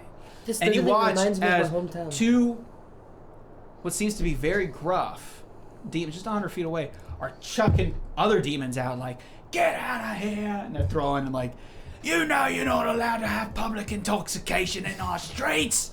And they start flogging them with a, you know, like, get out, get out! There's all these party goers, this big rush of just a bunch of just frat-looking demon guys. They're like, what, bro? Come on, man! It's a holiday, bro! Now would be a great time during a commotion to slip on in. And they're all just like getting straight, like a whole like you know, frat, like a bunch of like a whole frat getting pushed out and like shoved out. All in the chaos, Annabelle slips back that direction to go find. Before she gets her out brother. of sight, I want to cast a spell on her. It's technically needs a save. Yeah. It's basically just so I can locate her later. Okay. It's a fortitude save. You know her stats? No, but I have them here. Actually, no, I have them here. There you go. This is a level 5, but it's okay. I don't think it's gonna change that much. No, we don't get anything. I'm gonna roll the NPC die. Okay, it's just a fail. It's not a crit fail. Okay. So I'm able to. What is it? Technically, she's dazzled. Doesn't really matter. It's only for one round anyway. But either way, I can sense the approximate location and distance by sustaining the spell. So I have to. Yeah. Well. I mean, I guess it's something. Yeah. As she rushes off to go find her brother. Everybody And just as be cool. Be this cool. chaos, they're all stepping out, and you know, it basically, you guys have to, or what do you do? I mean, do you hide? We be cool. We act like I we're supposed to. stay hidden. Okay. Annabelle. Trying to go for Annabelle. Oh yeah. So you. Yep. You. Gotta expect that. I know. Oh no, of course. No. This is perfect. You Gosh. blatantly I guess he just wants out. Like, I don't care. I look like them. Yeah, he does. Okay. Not only that, I look like one of the people in the statue. Yeah. Debatable. Close enough. Well, sort of. Just Again, you smaller. are definitely a grug-tainted individial. So. Yeah. You that walk grub out, taint. you know, like wide Putin, you know, like I don't care, you know the old like that's an ancient one. You walk out, and one of the frat bros is just like, "Whoa," and he starts to whisper, like, and the other one looks up and is like, "Oh, dude, oh my God!" And they're all like whispering to each other. All this sort of, like, you can like, I'm guessing, knowing you, if I had to take a gamble, you're not paying attention or probably don't notice. It's up to you. What do you notice? You want to roll to notice? I mean, he can speak and read their language, but his main concern is top tier. Yeah, sure. Top tier, save his father. Very close second tier, make sure Annabelle doesn't die. Yeah. So as you're walking, and this gaggle of like 30, 40 frat bros are like, dude, no, that ain't him, bro. Like, what are you talking about, dude? Looks just like him. Look at the thighs, man. Look at the statue. Look at the statue. And one of them finally gets the courage and is like kind of as you're walking, he's like, excuse me, hey.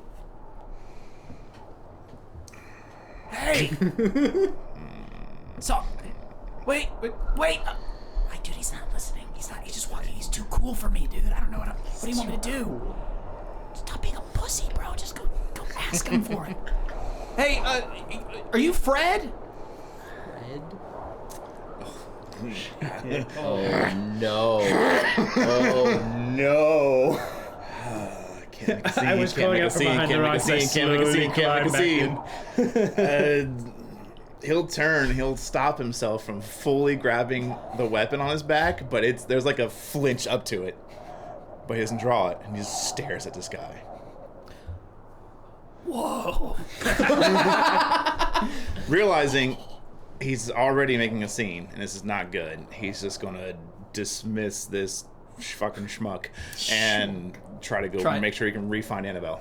Dude, it is Fred. Holy. Can I get your autograph? Gone. Wait, no. Dude, no, it's Fred. It is him. He's so cool. And they're all like, it's Fred. It's Fred. And even the security guards are like, huh? Like, Fred's here. And they're all kind of like, you watch as it kind of like almost permeates to this group and goes out to the security guards. And they're like, literally, like, Fred?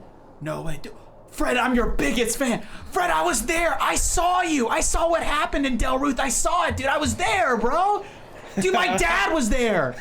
Like, he's like, they're all like, just like trying to shake your hand. They're forcing these papers or other pieces of metal in front of you to get your signature. They're like, dude, it is him. Dude, this is crazy. My dad was there, bro. He was freaking there, dude. We're witnessing this from like the rock pole, and then I just grab Torin's elbow and I run us out there. I'm like, excuse us, make some room for Fred here. And like I'm trying to like just like jet away, and we gotta have like some they're room, all to your waist, and you're just standing in a sea of just people like, but Fred, I'm your biggest fan. I drew a picture of you, put it on my wall when I was a kid. Like you just like. Big Fred's gonna squish everybody. Witton is so confused, not understanding Abyssal. If we don't make some room here, so can we have just a little bit of elbow room here? Do you speak we'll get to everybody. No. I'm just yelling. Yelling in common. Hey, look. So like, a lot of them speak. Amongst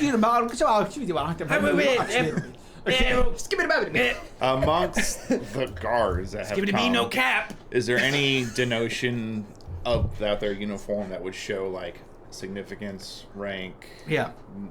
So they're wearing like humanoidal clothes. Already strange. Very strange. As they walk forward and they're like, all right, back up.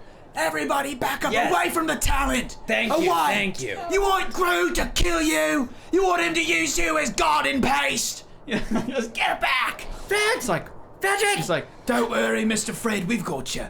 We won't let this rabble bother you anymore. Come on, into the city. Waka. Out of our way. Fred's here for the festival. We're with him. The parade. We're with him. We are with him. In fact, Fredrick, tell them we're with you. We're your agents. Back off. I'm your biggest fan. Fredrick. Please sign my child, please. Fredrick. I know you see me.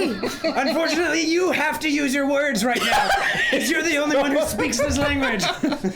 He'll quickly point out Witton, Torin, and Goblin, and he'll let the guards know they're with him.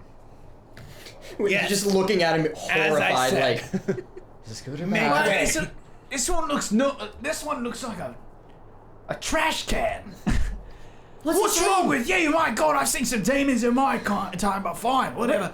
Oh God. Fredrick, what are they saying? Hey, whatever you say, Fred. Whatever you say. Come on, everybody. Get back. And they start to lead you in. And the more they put you in, the more people are like, oh my God, it's Fred. Oh no, it's not. What kind of other person looks like that? And one of them says something that perks your ear that you hear. No, that's his brother. Oh no, it's just you. I'm your biggest fan, Fred.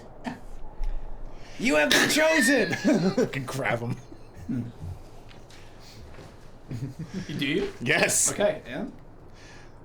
You are coming with me. Really? Selected by the almighty Fredrick. What are they saying? And as you move into this place, you see all these strange sights. Stalls, stores, guards. There's these moving kind of trolley carts using the minecart system for travel. There's inns. There's a bed and breakfast. Nice. You can see a coliseum that's shouting with frivolity off to the side. There's even signs for a garden.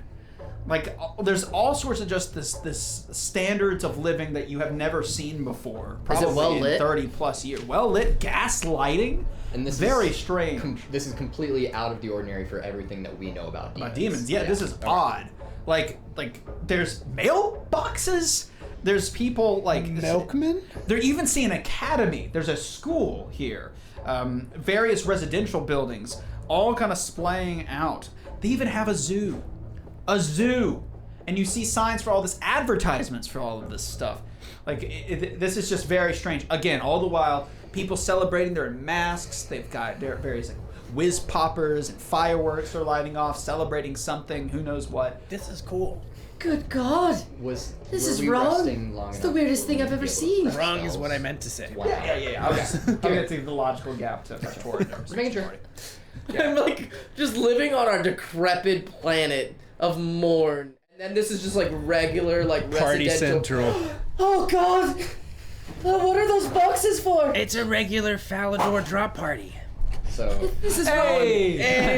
This is evil. I'm like 80, almost 90 strength now. I'm close. I gotta find the spell, but I'm gonna try and cast the spell where I can understand abyssal. Essentially, I just have to find the spell, and I will cast it. I don't. Just for reference. I do speak and read Infernal now. So if there's any of that, I just want to know. Abyssal. Yeah. I'm scared. Don't be. We are with the almighty Fredrick. I yell to everybody as we walk.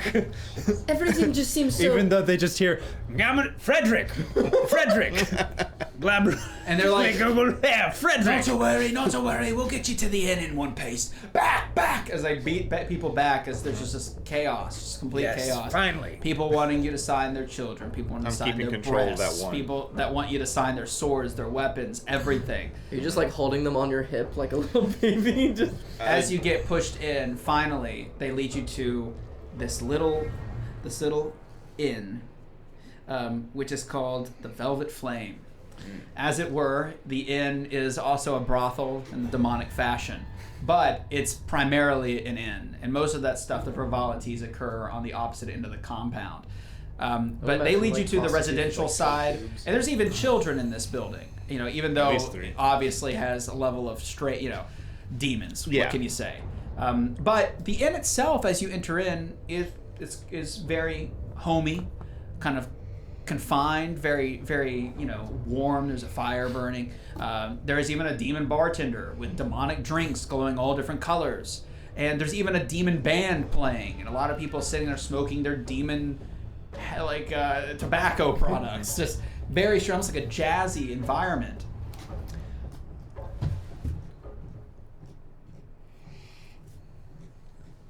I thought you were gonna start singing or something. Don't tell me. Playing smooth demonic jazz. It's ridiculous. I don't know what the inn is called and can't read or tell anybody say. Again, I'm But still trying to find the spell. Can I see what they're using as if people are going up and getting drinks and stuff at the bar or whatever they're doing? Can I see what they're using for currency, or are they trading, or what's their form of commodity exchange? You watch as the guards are like, we're trying not to interrupt the performance. Let's get you up to your room. Yes, I understand what you're saying. We've checked with the matron D, which I think is a word. That sounds very fancy. I don't really know what it means. But they said they've got a room already prepared at least for you. But yeah, they didn't have one prepared for you, Frank. I mean, I wasn't supposed to say this, but I'm your Fred. I couldn't lie to you, Fred. They weren't expecting you, but given your stature, I mean, why not? You know, they've of course got a room prepared for you. Poor schmuck got kicked out with his family of 4, but what can you do? I wasn't supposed to say that. Right, this way, come on, quickly. I just gotta say, I'm a big fan of yours. I'm the reason why I actually you're the reason I'm not, no, I'm not the reason you're the reason I got into the force, you know? I may need to speak with you later. Oh my god, he sounds like in all the retellings. This is crazy, oh my god. I finally found it. Witton casts Translate on himself at 3rd level so he can also speak Abyssal. But only on himself because I don't have 4th rank spell slots yet. That's a 3rd level? Well, that's upcasting it. It's from 2nd level. Upcasting gives me the ability to speak it. And then 4th lets you do it in like a 10 people. Gotcha. Yeah. Like, it's just probably overwhelming for you, all this stuff, but they lead you up and you can hear the sounds of jazz permeate through the rock floor and the wooden rafters. As you enter up inside of your, like, this kind of nice room up at the top, you know, there's a really nice, it's just very nice, probably the best place, even in Slattown, you've ever seen to rest in. It's luxurious even. Multiple beds, couches, there's a fruit bar. They had food. Just all sorts of strange, like a Real fruit human bar. food. Is it human food? Yes. Very weird. Huh. All very weird. Interesting. Well, don't you worry. We'll stand guard out here. If anyone comes a knocking, we'll beat them back. Again, it's an honor and a privilege, you know. We all thought you were dead. And he closed the door. They seem nice. Once we're inside, I'm gonna take the individual life captain, just force him into a chair. And then I'm gonna, like, drag a chair over and right in front of him, and I'm gonna sit down, and I'm just gonna fucking stare at him. This is awesome. As you know, there are many differences between reality and fantasy. So I need you to do me a favor. Anything, Fred? I would like to know what tales are being told this day of me and my adventures. Just to make sure I can suss out truth from, as you would say, bolstered tales. He sounds so cool. I'm translating for these two. Oh. Where? That's why they looked at him like that. I mean, recently everybody thought you were dead. So not much. But I knew there was no way a couple of Bound could kill Fred. These freaking losers, am I right? No. And here you are. Look at you. You're so cool. Oh, he is How cool. did I build my legacy? What do you mean? You lived it. You tell me, you know? Again, I don't want to sell the expectation short. So tell me what tales are told this day. Oh, all right, but I mean, obviously, they're not real because you're alive. You're here. But okay, right? Sure. Witton, tell him if so- he's a fan, he'd know everything. Tell him. This little guy, you know, He's got it taken care of right now. Like he's like, okay, I'll try to tell it like my pa used to tell me. It was there on the final night. The acre tree was set to burn, but there was a band of Bound who stood in the way of Grug the Unifier, your dad. Grug stood righteous, his sons on his sides, prepared to duel to the death for the safety of all demon kind. And so, a great battle was fought, and at the end, well, you died. At least that's how the story goes. Slain by Bound. Those who were there said your head was cut off. But obviously that's not true. And with a full heart, your brother rose up, and Grug rose up, and they burned the tree. How do you not know that story? Just wanted to make sure all the details were accurate. I'm surprised they've lived this long. Who? The tales. Well, it's only been like 5 or 6 years. It's not been that long. For some creatures, that's a lifetime. Well, but obviously not you. So this guy's freaking delusional. So like, do I get like an autograph or something? Can I get a tintype made? You should. Oh yeah, you should give him an autograph, Fredrick. It's the least you could do. Oh, here. And he pulls out what seems to be like an ID. It's like a metal ID with his engraving, and he's like an old tintype look. If you've ever seen a tintype chemical picture, it's like, could you sign my ID? And he's like shaking, like. Yeah. Just very quietly. Oh, here, and he hands you an etch pen. It's like kind of like scratch pen. Very quietly to Fredrick, Witton's just gonna say in common, "Are you sure an autograph is what we should be giving him?" Oh sure, I don't think he can write really, so. This place is nice. It's very nice. I'm not sure I can be comfortable with I don't it, sign honestly. it. I get back to him.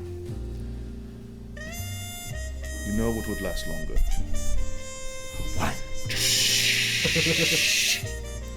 scar. Whoa. He's like, That sword's pretty cool. There's no tale of you having that thing, though. It's strange, isn't it? I guess so. Well, anyway, my family's probably looking at me. I got this youngest. He's not gonna believe it. Sorry about the autograph thing. I mean, I didn't want to intrude, but you drugged me up here. I don't know. No scar? No? Oh. This saddens me. Okay. you've disappointed the almighty Fredrick. You may leave. I'm gonna go now. And he scuttles out of the room. I'm gonna look out. Are the guards there? Yeah, he's standing there like, I can't believe this. Like, what's going on? Is someone gonna get word out? Because it just doesn't make no sense. The other one's like, well, you know, you gotta do what you gotta do. You know, hush whispers. And, I wonder if I Sebastian... don't know if this is a trick or not, but I mean, that bloke is massive. It's gotta be Fred, right? Yeah, you know, and time could tell. I mean, we gotta make some inquiries, I guess. And that's kind of what they're going on about. Should we make sure that they don't tell anyone that we're here? Probably too late for that. But Well, that I mean, is... there was a flash mob specifically outside. these two, Yeah. because they were Just trying to think of the best way to get information without letting everything loose. I mean, everything's already out. Considering we can walk through the streets with apparently no. He struggles to say adverse effects to us. Impunity. Well... Alright. I'll stay here. It's just safest. The rest of you get on those streets and try and figure out what I did. Well, I mean, from Witton's translation, sounds like everybody's in a weird vision. Maybe we're in a vision! No, I think that there's someone that looks like you. And they think you're them. And they might just happen to have the same name. Well, you remember sometimes magic makes things seem different. And maybe we're just in a freaking monster's belly or something. I can I watch a... think we're in the right place. The question is, which time? What do you mean, what time? Which? Not what. Like 3 o'clock? Which? No. You're going to have to be a bit more specific. You're not. Is this a magic thing? I believe so, and it is way beyond our weight class. So it sounds like something we don't I have to worry was about. given a choice. And as you start to explain this, Yeah, I'll give them the rundown of the choice I made, what I sent them off to do. I'm gonna interrupt you. Go ahead. So you're like, well, this is what you're about to start in your... And then you hear bellowing. It shakes the very foundation of your room. Where is he? Where is that son of a bitch? I love the added belly shake that you're doing. Right through here, sir. How big is this hallway? Windows now. Leave. I can leave through the window. The door flies off its hinges. I pretend to be a statue.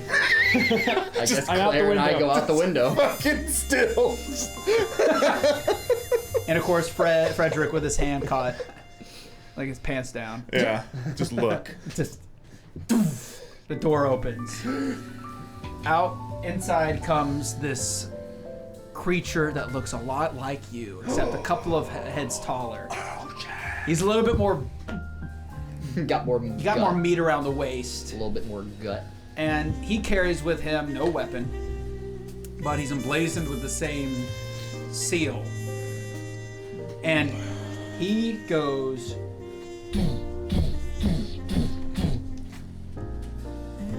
And he's right in front of you, staring. Pa! And he goes to strike you right in the face. You're welcome to make a reflex saving throw. Go for it. Okay. At probably impossible levels, but hey, we're here. Well, little did you know, you now have a plus 70. It's a natural 20 for a total of 33. Go! I don't know if it's gonna be enough. Did Claire and I make it out the window, by the way? I like to think that you guys are just like, he's not even paying attention. You guys are like, ah! Ah! Like, trying to... And I'm being a statue. We're just trying to get it open. I mean, did you make a roll for it? No. I just said that I was Jake. We don't roll without permission. Well, you can always ask. Like, can I roll for... There was a weird argument, like, I shouldn't have to ask. What was that about? That was a long time ago or something. See, I'm used to just saying, hey, can I do this thing? Not that part. There was something else. Like, I watched a YouTube video about somebody talking about the nature. Anyway, it doesn't matter. Okay, so, yeah, you're welcome to try to... Well, So, because the window is like one of those safety windows. It's like, you know... So this is a check to open It's like the window. plexiglass instead of actual glass. Okay, can I use thievery? Yep. Great. 27. Is that weird, like, wire latticed one? Even though it's like a safety window, you know, like you're able to find a latch underneath, and you're able to slide a piece of metal and pop it up. You're like, oh! And you look down. There's no awning. It's a demonic pool party. I'm interested. So you could probably jump into the water if you want to, but you know. How many boobs do they have? At least 3. At least. Total recall. As soon as I see that, Witton's or the just movie. turning back around. Or the movie Paul. Yeah, true. You're welcome to do what you want, but I'm staying up here. Yeah, I think Fredrick told me to get the fuck out the window, so I get the fuck out the window. I see jump. Yeah, I think I'm swan diving through the window. Give me a Expected acrobatics. Give me acrobatics. Witton to be right behind me. Right there. Nope. That's a 15. Oh my god, it was a 14. It was a 14. I like missed the edge of the cement pool by like It was a DC level 0. scrape, That's what it was. scrape some 14. hair off my belly. my little happy trail's gone. I'm naked in the water. And everybody watches, like, it goes like, yeah! I go up and I'm like, yeah! And we're not speaking the same language. Oh shit! Yeah, Ruby! Ruby dooby doo! And they're like, hey, yeah, hey, yeah, hey, yeah. You know, And I'm on their shoulders. What's funny is like guys got kicked out for partying. He goes for the punch, and you're able to deftly. Do you retaliate strike, or do you just block it? And if so, if it's just a block, how do you block it?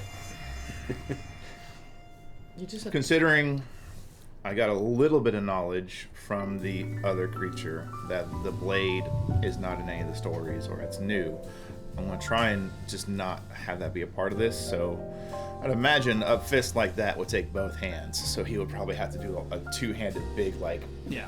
parry. Okay. So you manage to draw and like you block him, and he's like, you know, he's get thrown, and he's a massive guy. So the deflection of that weight, and you know, he seems like a little off on his feet. So he starts to stumble forward, and he topples over the couch, falls on the other side, and his hoven feet slam into some ornate vase, and I'm shatters actually this. right next to me. Shatters That's it. what I'm It knocks the colonnade into your leg. As he falls to doing this, I'll grab the weapon, sling it on my back, and quickly rebuckle it, just in case I do need to make a hasty retreat or something. And he stands up. He's like, you know. Then.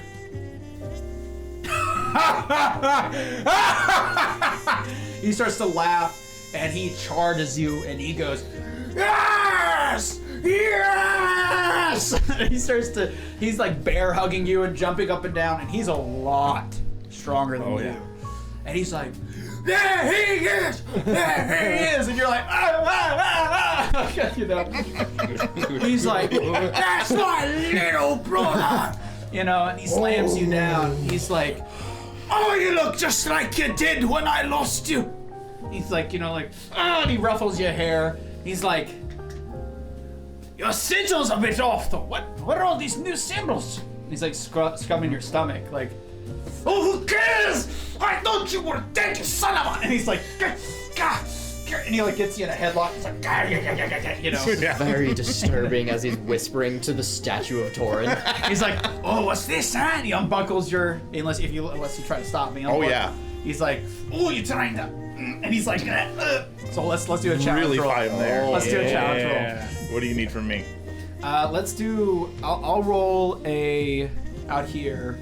I'll roll an athletics. You roll an athletics. Let's see. Into the pit. Throw it in the pit. Ooh, Beyblades. The pit. Beyblades. Yo. What is it? I don't even know. I don't think that's on the cam anyway. Oh, damn. What'd you roll? Please hold. Oh, I was talking to Chad. Also, they can't even hear you. I'll roll it against you. It was a 5, by the way. Ooh. On the edge. I hope it was the same number. That'd be amazing. Oh, no. I rolled a 1 at first, so I was like, we'll try the hero point on that one. 24 total now, but I doubt I can beat I'm gonna that. go with 5 because that was the first roll. So you're able to. So you rolled a what in total? 24 total. Okay. So you're able to like, no, don't check it. He's like, what? What's wrong, little Fred? You don't want me to take your toy? You know, he's like, all right, fine, God. You know, because you're like, just, Like, and you wrench free of his little brother grasp. thing where you're genuinely getting angry. I haven't seen you in years, and this is how you treat your old brother? And you see it. It's him. The timeline. It would have been swapped. Hey, at least he's alive. Boogly boogly woo.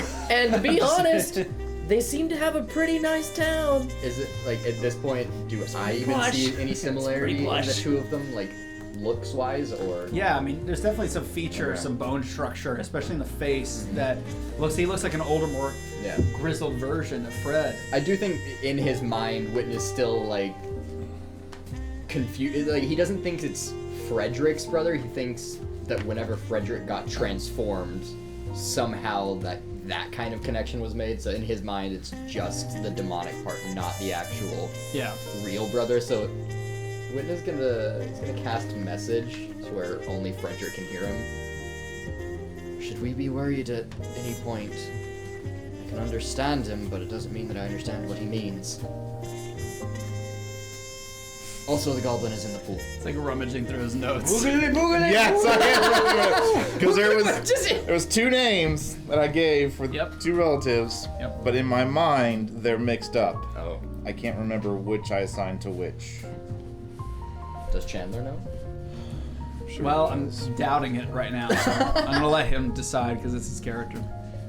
I know which one the descriptions this character is, but Torin is just waiting for permission to not be a statue.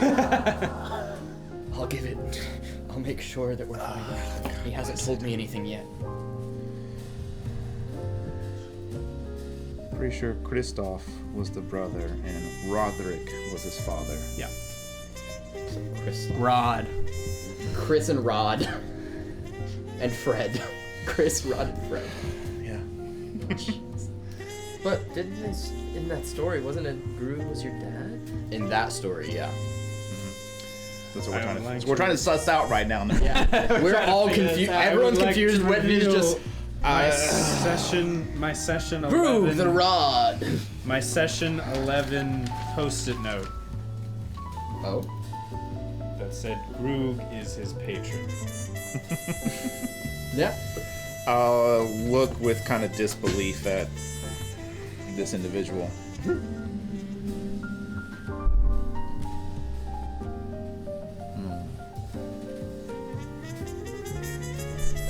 Don't look at me like that. I should be looking at you like that. Little Fred, gone. We all thought you had died, you know. I think I did.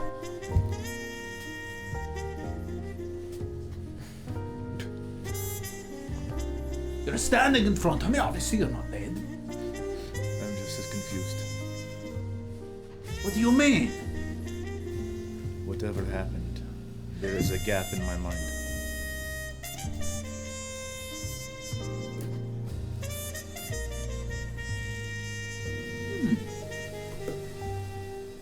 Well, you did get your head cut off. Yeah, okay. But how are you back? What happened? How are you back? Me and the old man were like, oh, yeah, he's there. How? Those stupid bound, they use cheats, you know. Wah, wah, wah. Up, right, Right. beat start.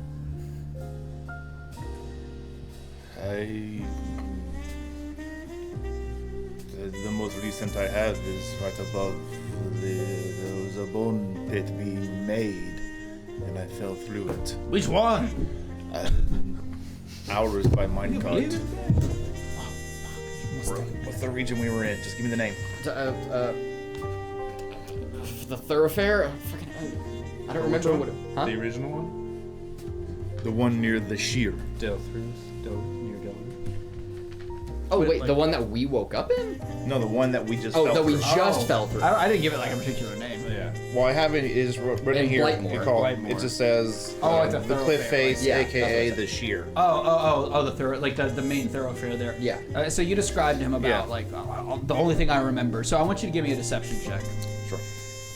and any of y'all can bolster or assist him in his storytelling as you wish.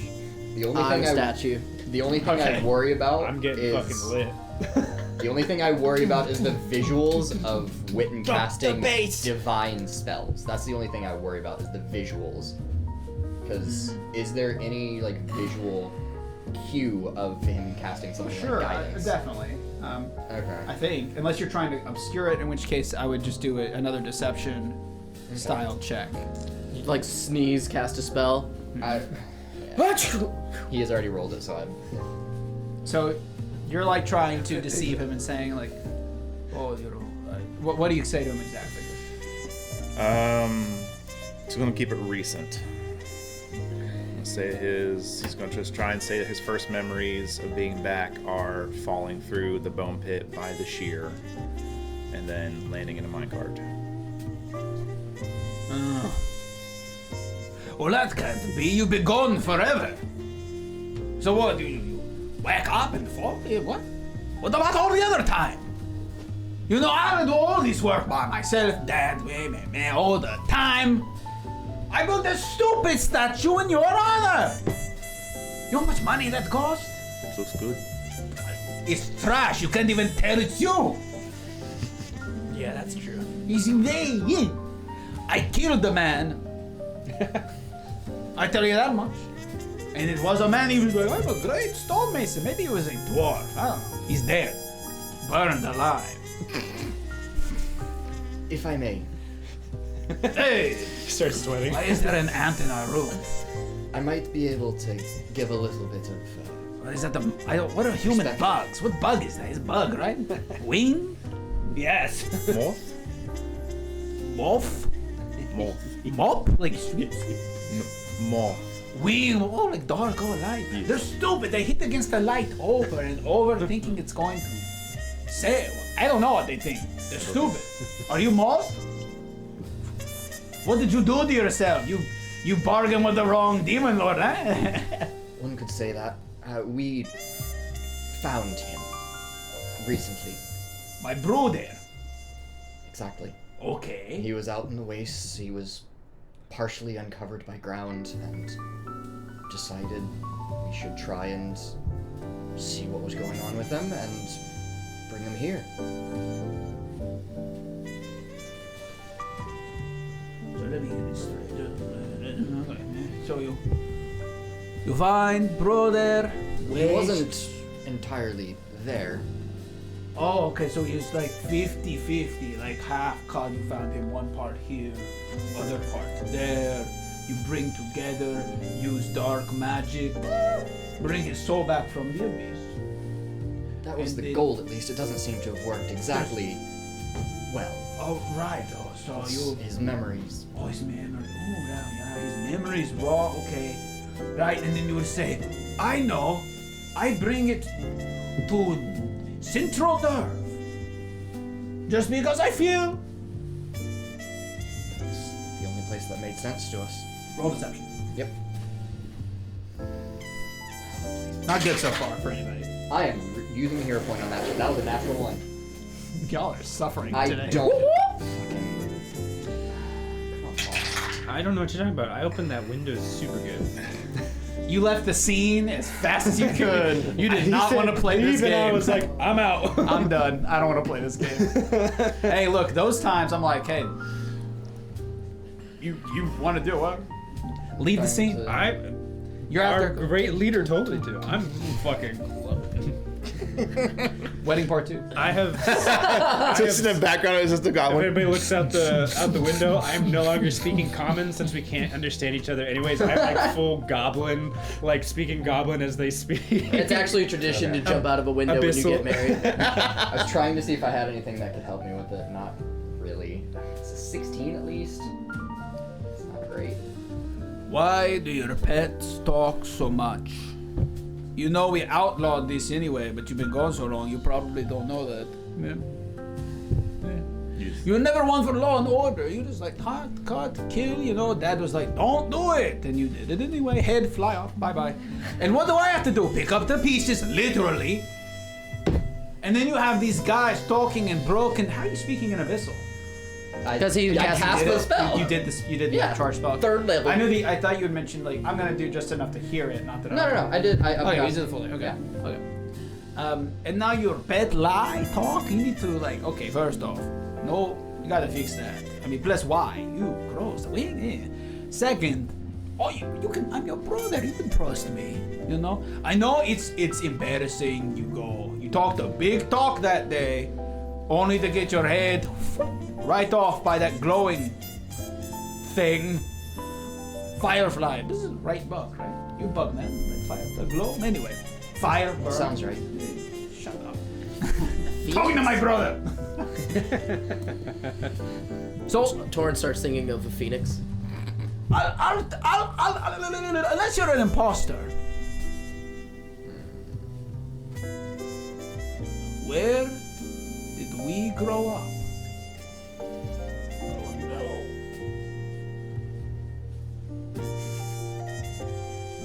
I mean, you can't. The timelines can't be that off. They definitely could. No, there's no way. You weren't that far back. Merchant's Pass, in the frozen north. Okay. That seems right. What item was supposed to pass to me once I headed our family? See if you can remember this. Uh-oh. It was our father's, and his father's before him, and his before him. It was a bowl. There was not much space left on it, but what space was left was for you to continue the story of the clan. So it is you. Nobody else would know that. We haven't talked about that ever. Okay. So I believe you. You die in front of me. I scream no. I get over it. You're here again. You've lost your mind. Fine. Maybe somebody wants me dead and you're the reason to do it. You're the how, maybe. The guards are like taking notes. All right, so allow me to fill in the gaps. What do you want to know, little brother? A lot has happened since you bit the dust. I guess let's start with his gap. I remember you leaving for Gate Rise with father.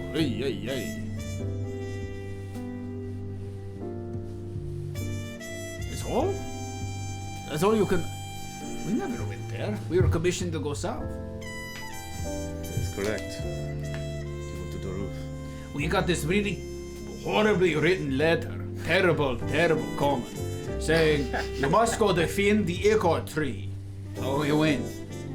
You really don't remember anything after that?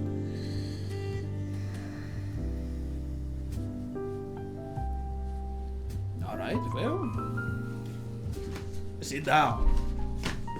I will regale you the tale of our most misfortunate upbringing.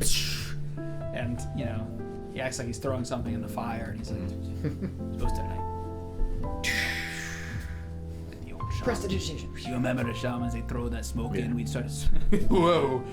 Good times. Anyway. Remember when the wise would do that? Someone turn the bass up. I hear exposition happening upstairs. Drop the bass. There's so much bass taking 1 damage every minute. Just message the goblin.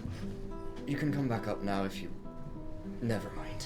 What's crazy is that we're also at a brothel. I threw my phone in the pool. Phone? It's like an inn brothel. You know? They're demons. No, he's having a brothel- great time. You threw your sending stone in the pool. Brothels are very yes.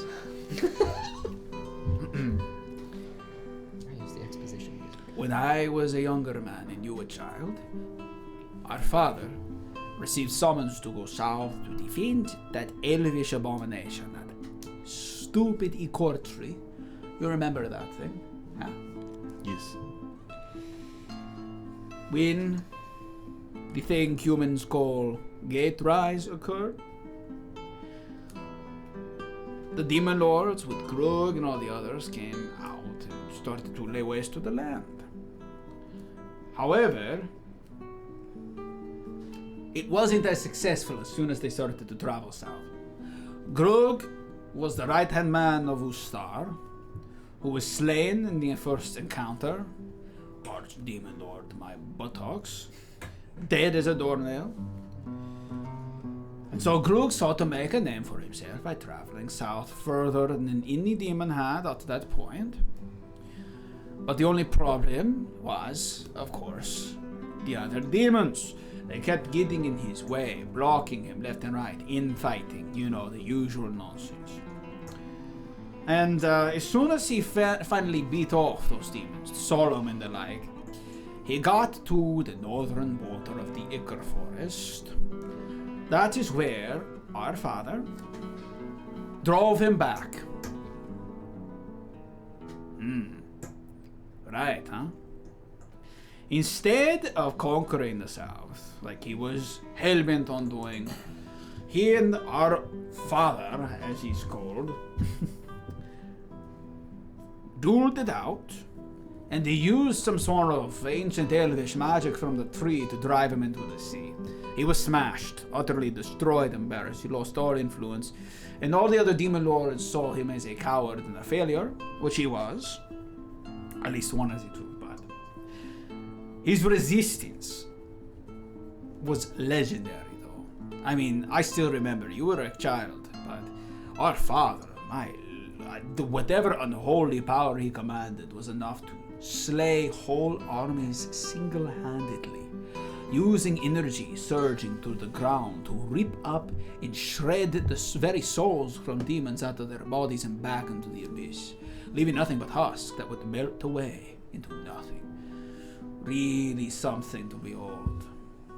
Even I was in awe, if not also terrified. But his resistance never ended. day after day, week after week, month into years, new demon lords, new demons, new archetypes of infiltration, new ways to penetrate our lines, new monstrosities over and over. And every waged war, every battle drove, I think, a spike of, I don't even know, insanity, desperation, despair, all are accurate into our father's heart. And he grew older, and we grew older. For 5 years after Gate Rise, our father held the Ichor lands from every demon incursion. But they never could gain a foothold, though. Even as magic faded from this world, our father wielded it like some sort of madman. He would amass those kinds of people, too. The demons called them the bound. It's not translated, right? But they're bound by some force greater than abyssal magic to command otherworldly energies. And he would amass them and use them as warriors. And he would fight them off. Unfortunately, what happens? Basic rule of warfare. When the defense grows stronger and the attackers grow more desperate, the attackers grow stronger.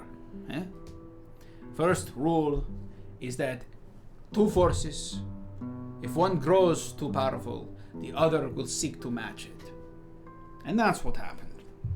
So 5 years after leading defenses, Grug realized in some feat of madness that the only way forward for demonkind on this world was to band together. So he grouped all of the demon lords, and through heroic acts he bound them together in fellowship and created the most irrevocably damaging act to humankind ever blown. He taught demons how to be human, irrevocably changing their very nature. Now, how did he do such a thing? No one knows. But they have since grown more mortal by the day. I'm sure you've noticed it. Probably a big shock out there. Eventually, Grug, the clever one, rallied all the demon lords and laid siege to the Ichor lands. And the initial siege was a total failure. I mean, you should have seen Father. He was aghast at how poor Grug's strategies, after 5 years of planning, all faltered within a fortnight. Nothing could have prepared me for the drinking I would be doing after that. But unfortunately, he wasn't after a siege. He was after something else. He captured us, Grug did, and he used us as a bartering chip. He told our father if he did not acquiesce to his many demands, then we would die. So he let down the defenses, like the fool he is, and demons came and killed everybody. Our mother, our entire clan, many of the bound. And they began to get real footholds further south towards the country. At first, I don't really remember, it was so long ago, but I remember resisting Grug. He lied, He took our father, who knows where. We thought he was dead. Obviously not. And he took us into the abyss with him. There we became his fighting sons. I mean, let's be real. He loved us more than our own father, gave us up, fooled by a demon. But it's all water under the bridge, Things work out how they're supposed to, And so, we became his sons. And we found a family we never had. And we fought for him. We conquered the gnomes in the north. We lay siege to the dwarves in the west and the east. We even drove all of those freakish green creatures south. And we were celebrated as heroes. Yeah, seriously. That is until it was time to finally destroy the last center of otherworldly energies in this world, the Ichor Tree. So we rallied, and you and I went to go fight 30 years after Gate Rise. And we sieged one of the many new fiefs that had popped up around, one called Del Ruth. And during it, this wild bound zipped around like some sort of lightning. And in your bolstering, saying, "No one can kill me," and all the stuff you used to say. You were always the more impetuous one. And all that boasting, all it got you was attention, and so the bound met you in the field, and I watched your head fly off your shoulders and topple to the ground. And then I killed that bound, and killed another, and etc. At least I think I did, it's been a while. And after that, we mourned you. We thought you were dead. But hey, things are looking pretty good. I mean, not for those who lived here, originally. Things are pretty worse. But hey, for us, not so bad, eh? And look, wouldn't you know? Guess who's been hiding out like a rat in the abyss this whole time? That's right, our father. Like a little vermin, flitting around, unseen, planning his revenge. He came up to me, He gathered his forces, which also were taken into the abyss, and he said, "Son, it's me, it's your father." I said, "I have only one father, Grug, the clever lord. I know not you." And so I took him as a prize. Deserted him, he left us, because of him and his stupid pride, mother is dead, everyone is. If he only listened to Grug and adopted the powers as I and you have, we would still be a family, no. But hey, life goes on, And when you died, I don't know. I felt like family was more important than ever. You don't know what you got till it's gone, is what I'm trying to say. Stop blushing, okay? I can see it under that red skin of yours, man. Don't take too much pride. It's been lonely. It's been hard. And father's busy, keeping the peace. You know how hard it is to keep 7 demon lords in line? Hey. Anyway, that should catch you up. Now it's my turn to ask questions.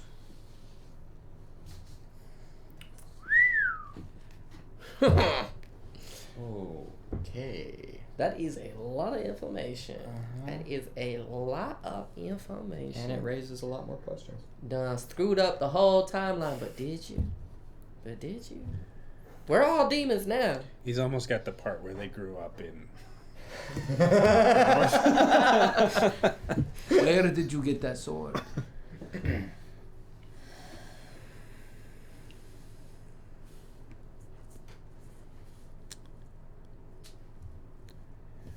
Through this story and things like that, this is his brother. Oh yeah. There's no doubt. No doubt. Just Not a question. obviously Affected by the salty, scarred, changed. It's obvious that he's, with this character, I don't feel like he spends a lot of time using wordsmiths and the wordsmithing to shield his feelings. It's obvious that the trauma of that period of life, he's found a way past it. Is it a good way? I don't know. But you obviously, at least from his perspective, maybe not yours, but from his past, you also went down that path. But who's to say? I mean, and died to some bound, during the siege of Del Ruth, the very same one that you guys were trying to prevent. So in his timeline, then his mind it wasn't us bound. It was some other random. I don't think that he'd know. I mean, plus you guys all look radically different. Yeah. All of you do. So I don't know if he'd even, I'm not going to say. But either way, in his story, it was Fredrick that was killed on top of Del Ruth, the tower.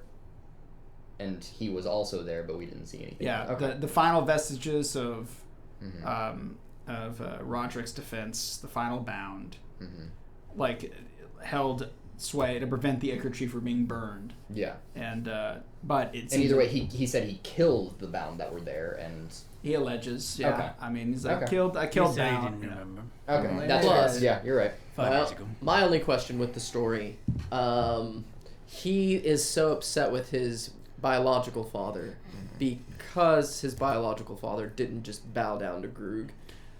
Or is it more so because they were captured and let them come into the southern lands? I think it's more of the abandonment. I don't think it's logical in my, at least from his story, the way I described his story. You'd have to dig in deeper, but I think that just as a younger, someone you've looked up to your father, you're becoming a man yourself. He would be in his mid to late teens at that point. Roderick would have been, at least in his early 20s, right and becoming taking real responsibility.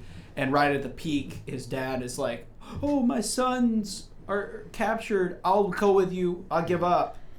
I think just instead of trying to fight for either saving them or continuing to fight the good fight. Probably. Okay. And I that's think what I kind of took from that. That's probably the I don't know if his psychology is that complex. This guy, he's a warrior. I think it's pretty, but we'll take a quick break, go to the bathroom here, cool. Right. And when we return, we'll continue this discussion and go from there. All right, we'll be right back. That's crazy, dude. You wrote so much shit down because of this altered timeline. That's amazing. I gave him. There was no prompting. I was like, "What? You have a chance to do something. What do you do?" And I mean, he's like, "I'm gonna rewrite the letter to send my family south." And so your dad did a pretty good job. In defending it. He did a great job. For a while. Until he was tricked, until his one weakness, which was his family, Wild. We'll be right back. We're back. Hello, welcome Christian, back. you're blocking Paige. That's Claire. Everybody's in the pool now. Claire's in the I forgot pool. to start the stream again. Torin's slowly been shimmying his feet to get to the window. We're gonna jump Again, out. demon jazz filtering through. He asks, "How did you get that sword?"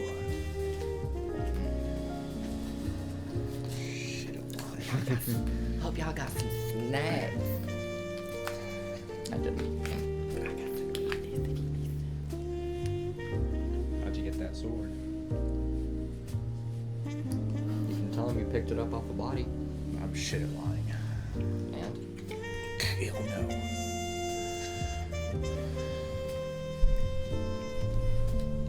I come from an alternate universe. It doesn't bear our father's mark.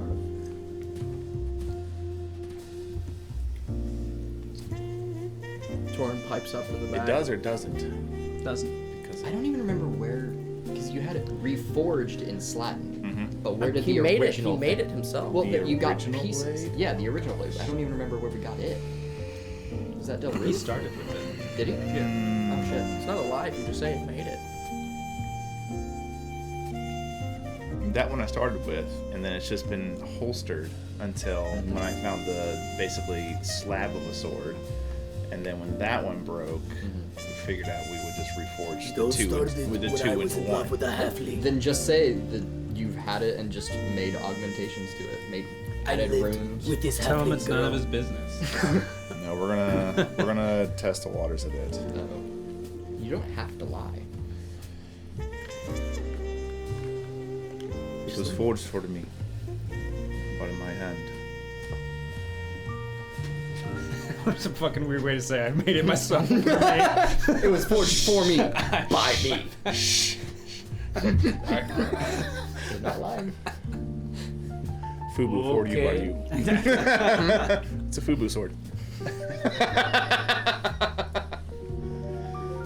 Getting a noir feeling. This is very serious. I wouldn't stoop to noir. That's really, I would super never high do a fantasy. noir. I didn't Ever. pick it. People voted. People voted. Do we need to go get the hat? From the... Do you resent him that much? Who? Father? Oh, don't you? You're the one that was all high and mighty about it back then, trying to convince me why going with Krug was a blessing in disguise. But you were so young, I just kind of thought it was you. I don't know, vintage, trying to gain control over an uncontrollable situation. I'm no child psychologist.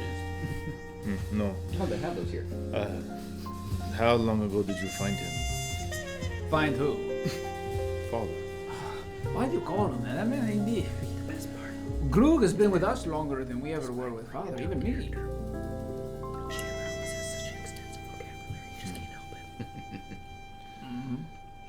25 years is how long it's been since we've seen Father.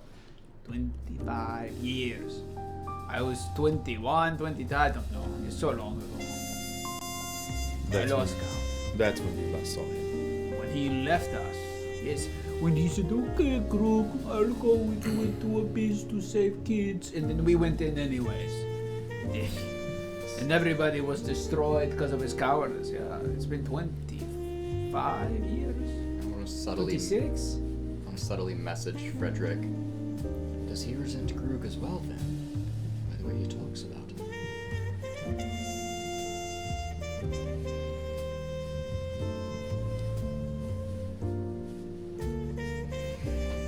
Quite a life carved out here then. Well, I mean, some say it's pretty as a picture, but I thought pictures were mostly good for burning for warmth, you know. Anything can go wrong at any time. That's why we have to keep the peace. Oh, glad you said that. A big part of us being here, or me anyways, is we are supposed to be in the Unity Parade. It marks almost, I think it is the 25th anniversary of when Grug smashed the lines and began the inclusion of mortal kind's essence into demon kind. It's been a long time. But still, it is a hard process and it's not permanent. But we like to keep the spirits up by doing parade, you know, and go around and we sit there and we wave and they go, we love the timeline, we love you, Chrissy, please blow me, kiss please, Chrissy. Oh, Fred, you're so strong. Look at big muscle, yeah. If I may, how does that 25 years line up with Witton's timeline? At what point is that? Because there's so many years that have been thrown out, I don't exactly remember. You'll see. Okay. Trust the process. Noted. All right. But you know, I don't want to do it. I don't like to be a braggart, but you know, Dad does want us to be in the parade. Hey, but there's a big boon. Right after this, we get to stay up in the Ebonheim embassy, so that's nice. So what do you say, brother and brother? Interlinked arms like the old days, you know. Showing pride. Demon kind pride.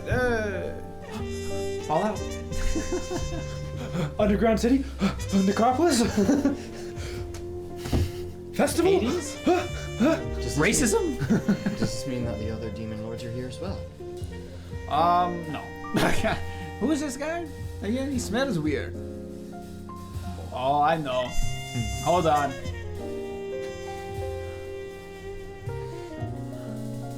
That's gonna be a short for sure. You got that Ebonheim smell on you, yeah? You smell like shit.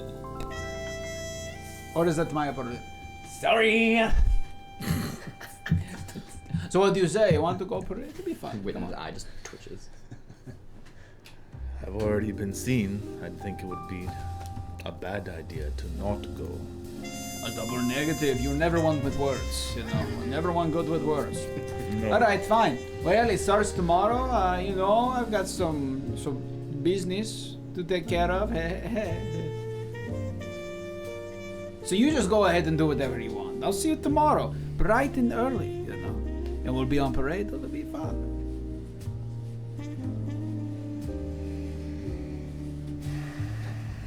Oh, come on, don't look at me like that. So what? You got your head cut off and it took you... over a year to regenerate? Who cares? You know? Life happens, eh? You lose head. It happens. Come on, brighten up. You know, you're alive now. You know, you made your way back. Things can be like it used to be.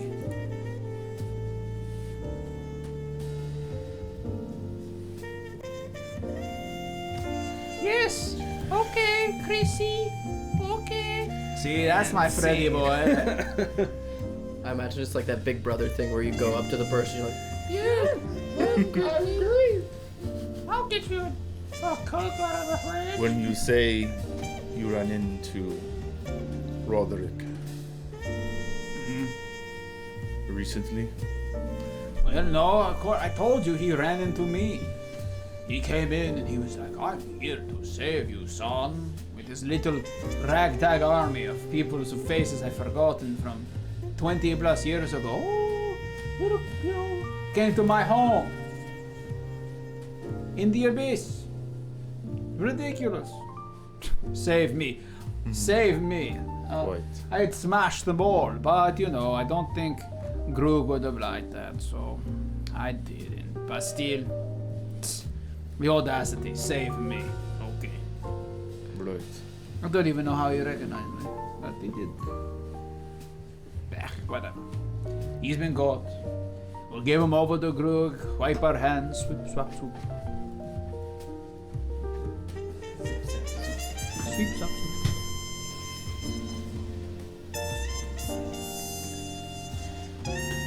Any other bustling, bursting, bubbling questions for me? Because I've got things to do, you know. It's nice seeing you after all this time, but, you know, I'm a big man, big business, you know.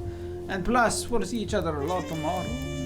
So, speak now, or forever hold your peace. I don't think there's much peace to be held. Oh, come on, it's nice here. Used to love coming to the nerve. Death has a way of leaving a mark. Why is it like on your butt or something? Like, is it embarrassing? No. Okay, you talk slow. I'm going to go now. Goodbye, weird people that you travel with. Goodbye. You're not getting reward. Just saying. Fred is, you know, rewarded enough. You know, Fred. Good, congrats. Okay, I'm out here. Hey, you know, tomorrow. Okay, be here. Peace. Bye. Wait. Oh, what? He speaks. He speaks.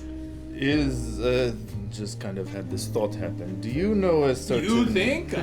I was the thinker, brother. You were the doer, unfortunately. You know, head off.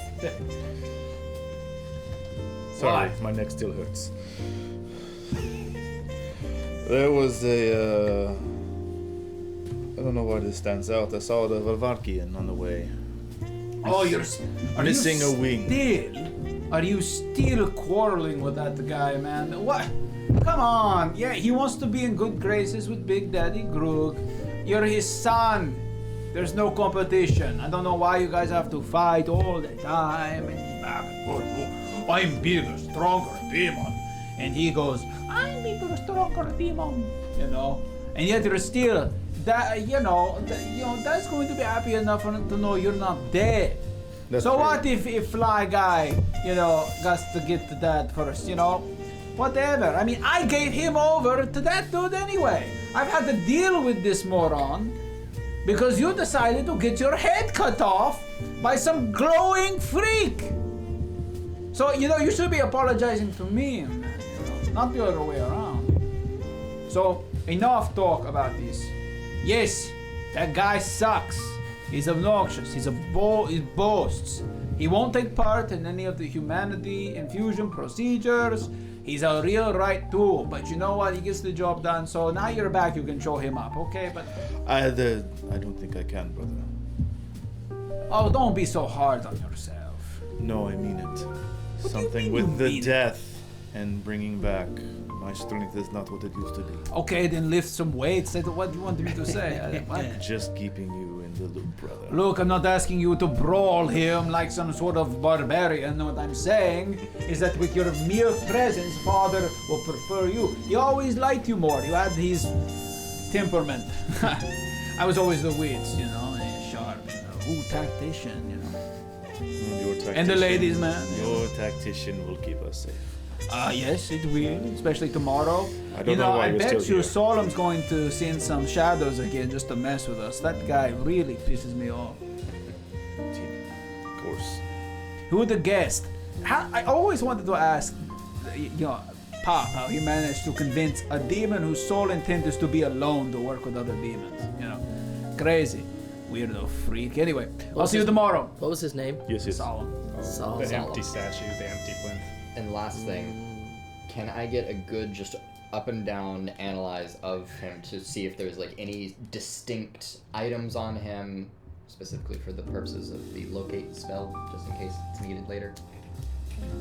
Any distinct items he's holding or... He's like basically, he has not, I mentioned to him he has no weapons on him. I know he had no weapons. No backpack, nothing like that. Okay. He's just wearing, some... His neck? He's like, big, a lot like, Yeah. but he wears clothes. Okay. He's got a nice robe on. He looks like a kind of a suave type. But outside of looking a little bit like Fredrick, he doesn't really have anything of consequence on his person. Technically that robe works. Okay, the robe. You're welcome to... Well, I just... Yeah, robe, sure. Imagine like a really nice bathrobe. Yeah, He's in a brothel. A velvet bathrobe. Kimono adjacent. Yeah. Did you Silk. keep the bowl? It's just a question. Sentimental bastard. I didn't know you guys liked that. Bowl. Bow. I threw it back in our old father's face when he approached me. He has it. Or lost it. I don't know. Who cares? It was all fake fairy tales anyway. The frost, the maiden, and this and that, and the yada, yada, yada. The eyes who guide. What does that even mean? Guide what? They were stars. That's of course how we guided ourselves while on sailing expeditions. The eyes that guide. And what has she ever done for us? My dad had to use the eco tree power to stave the demon invasion. Not even that gifted by the frost maiden. I want to see him. Well, you can't. Why? He's in Redcore's hands now. He's awaiting judgment. He's a big gift. There's things happening here that you wouldn't understand. With your injury. And So you're saying all that weight you couldn't pull it off? What? So I'm hearing from my brother, all that wit you couldn't pull off one visit. Why would you want to visit him? Look, Dad explicitly asked for him. If you can't, you can't. See you tomorrow. Okay, alright, fine. Okay, you want to see him so bad? Why? I never know. If you kill him, we are going to have a problem, though. I promise I won't. Krug said that he's needed down south for Redcore. An explicit command. Kill him. Something about the crap he did to his body while messing with that stupid tree. But I can anyway. understand why he's skeptical. Do what? I can understand why he's skeptical. You kill. You killed, and I remember the last time you were waking up screaming, strangling pillow because you want to kill Dad. Okay, so. Not going to kill him. Alright, whatever. I guess you want to rub it in his face what you've become, whatever. I won't blame you. How about this? We've been explicitly requested to go to the Ebenheim embassy to talk amongst some diplomats and show our face to keep the peace. We'll go there, okay? We'll have some fun, go to a little banquet, parties, okay? We relax. And then after a spell, I might be able to see what I can do to get you into the quality assurance office, okay? But until then, in like a couple of days, he's out of here. He's going south. Like it's game over. All right, yeah, why not? Sure, you've been dead. Can I go now? I don't care. You're still here? So you guys have the night to yourself before the. There's just this big.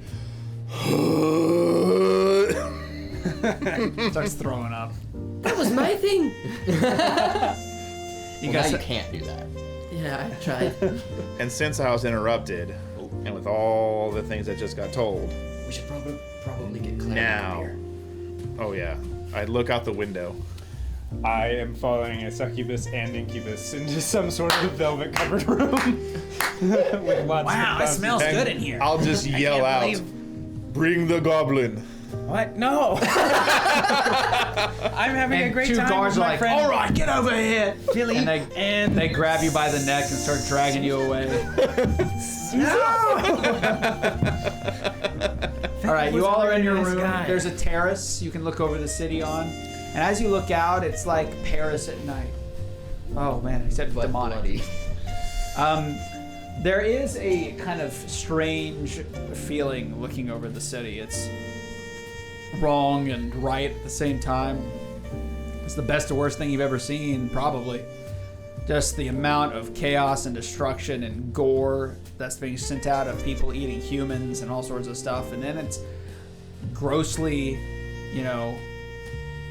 juxtaposed with, regal dances and jazz parties and fruit bouquets and all sorts of stuff. It's a strange sight to behold. Also, I don't need the specifics, but just in this moment, Witton would try and sustain and ping the Zenith Star spell and at least make sure that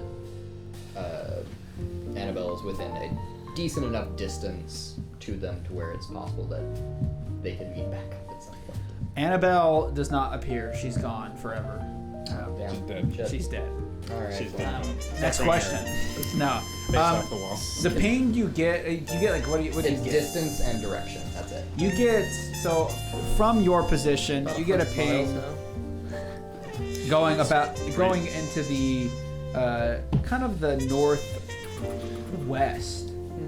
About how long's the distance? Is it infinite? Infinite, yeah. Exactly, probably like 700, 800, 900 feet away. Like it's a pretty good distance away from you. It's reasonable. It's within the city still. Okay, that's not too bad. Okay, cool. That's all. And since I was interrupted, and everybody's back in the room now, he will make sure these individuals are caught up to date with the consequences of his actions. So, It's a pretty cool dream, but you're like, you went back in time. That's whack. And she's not even a mile away. Why are there two goblins? Who's that? Who is that? Who the fuck? who is that? I stabbed him. Like you said to bring in a bunch of all the goblins, and so they brought. It's just like No, God, then in that case, no. First, he would fucking straighten that out. wait. Was it a real goblin? Yeah, it's another Did goblin. they find him? Yeah.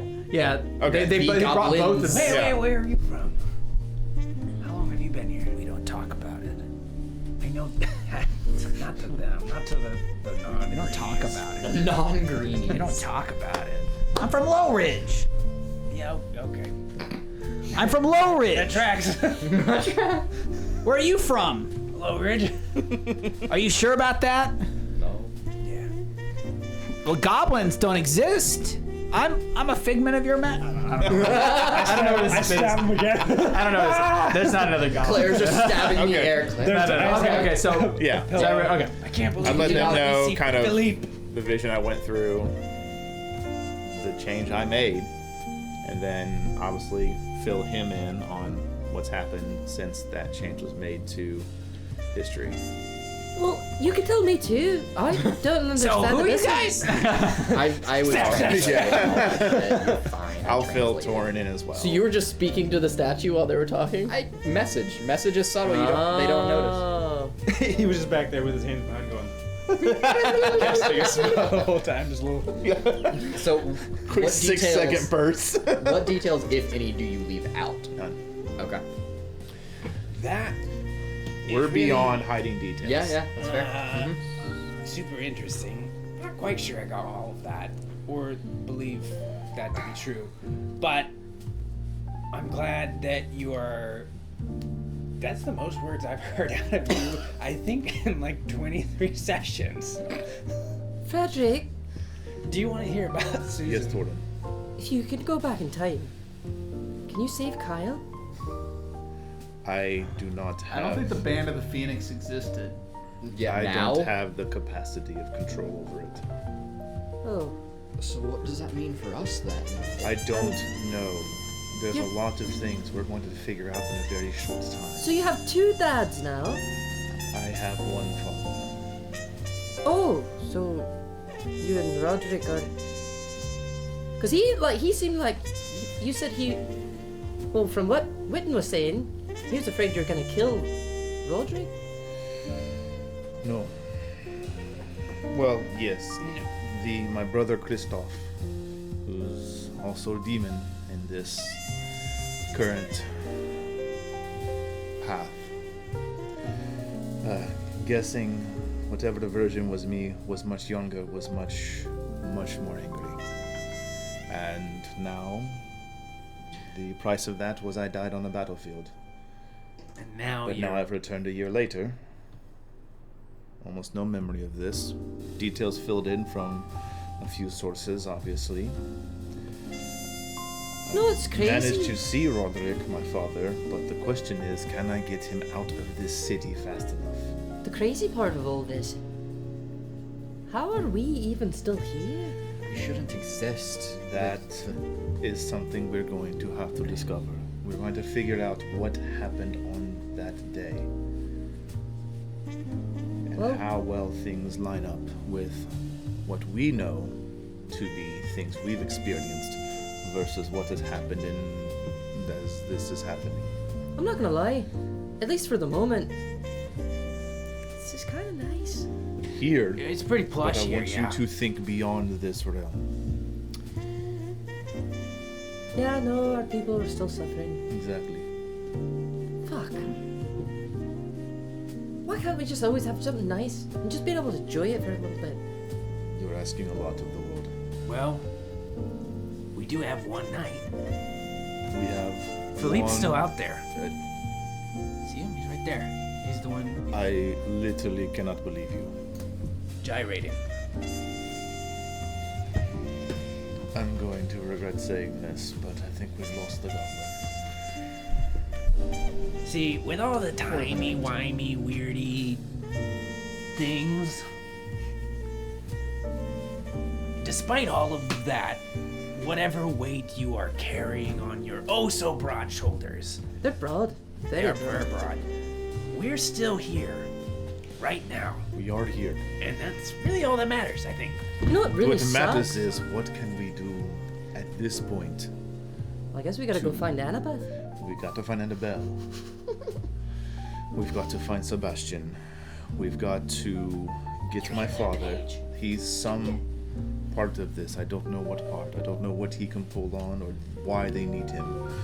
But if the stories are true, I can at least figure out half of why they need him. It sounds like he's bound as well.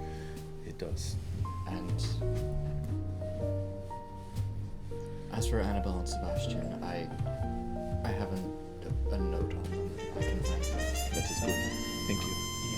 I'm not too worried about them. They'll be okay. We'll find them. Is there anything? You said we got a meetup plan tomorrow? Yes. Annabelle's gonna And I find that out. can there's- get in front of my father tomorrow, but I don't know under what circumstances, who's going to be there, what it's going to be like. We can only work with what we know. Okay, slow down. You're talking so much, Fredrick. It's really creepy. Is there anything that we want to do tonight to prepare to learn more? To subterfuge.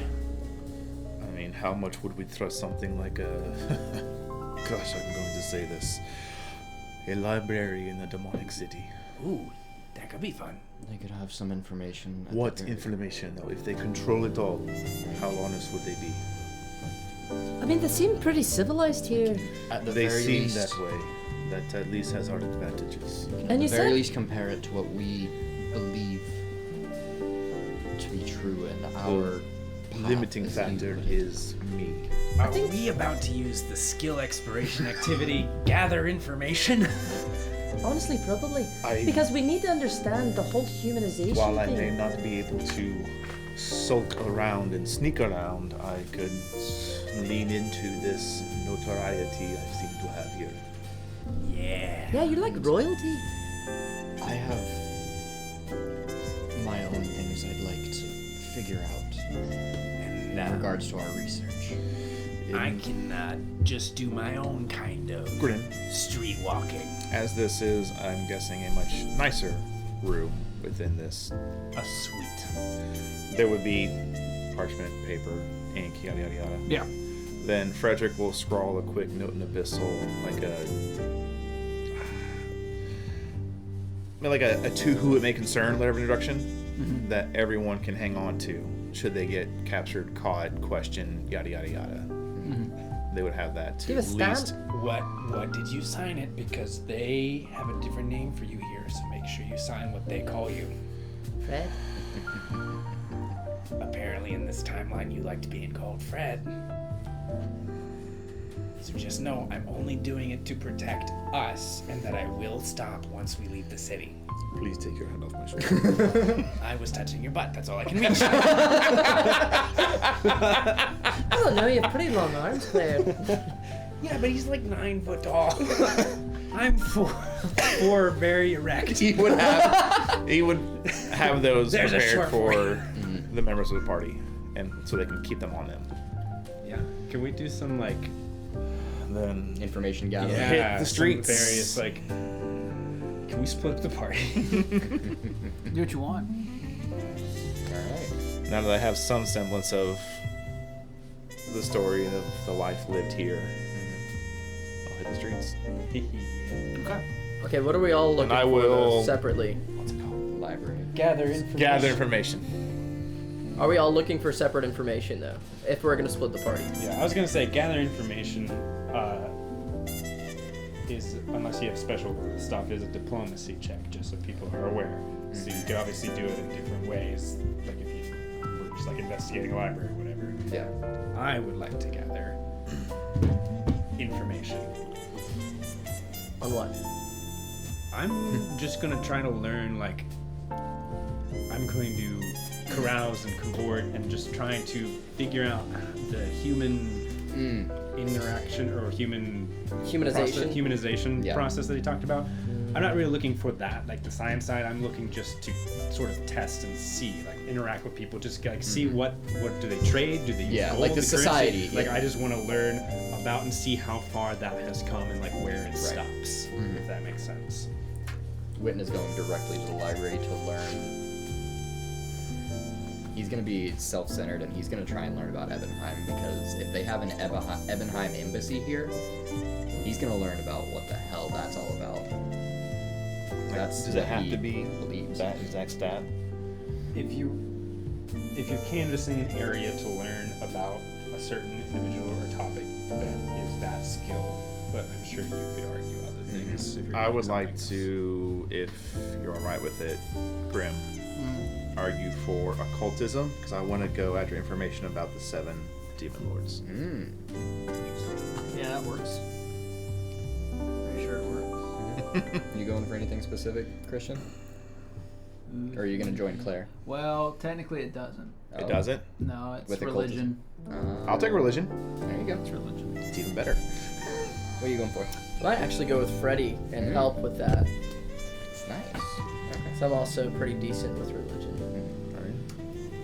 As for Witton, Paladin.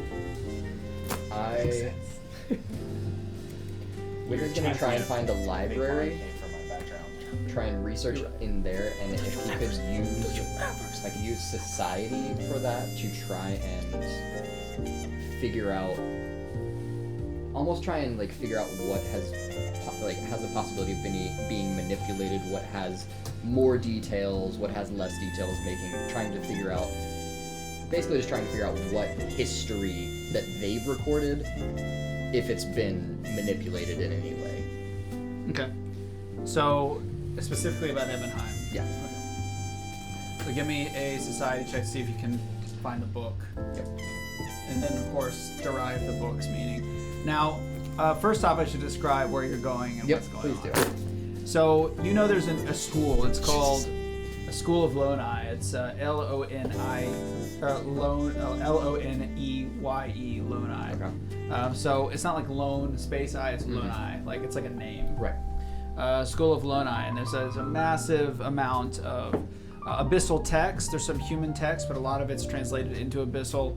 And you see people who are like researching Common and Elvish and trying to like translate it. And it's kind of a weird side. I mean, the library itself is almost non-Euclidean, like a Escher painting. It's got some weird bends in space-time. It's like a little abyss. And as you walk through, there are various sections, but they seem to manifest very quickly if you like focus on it. So just by nature of being like, I wish I could find this book, then the section just kind of manifests itself nearby. It's the only thing on his mind. So. Yeah, I assumed. So you're easily able to deduce that just by being like, and whoop, there it is, a section on society and history. So upon walking in it, there is like what it seems to be this like large slug-like librarian in its center.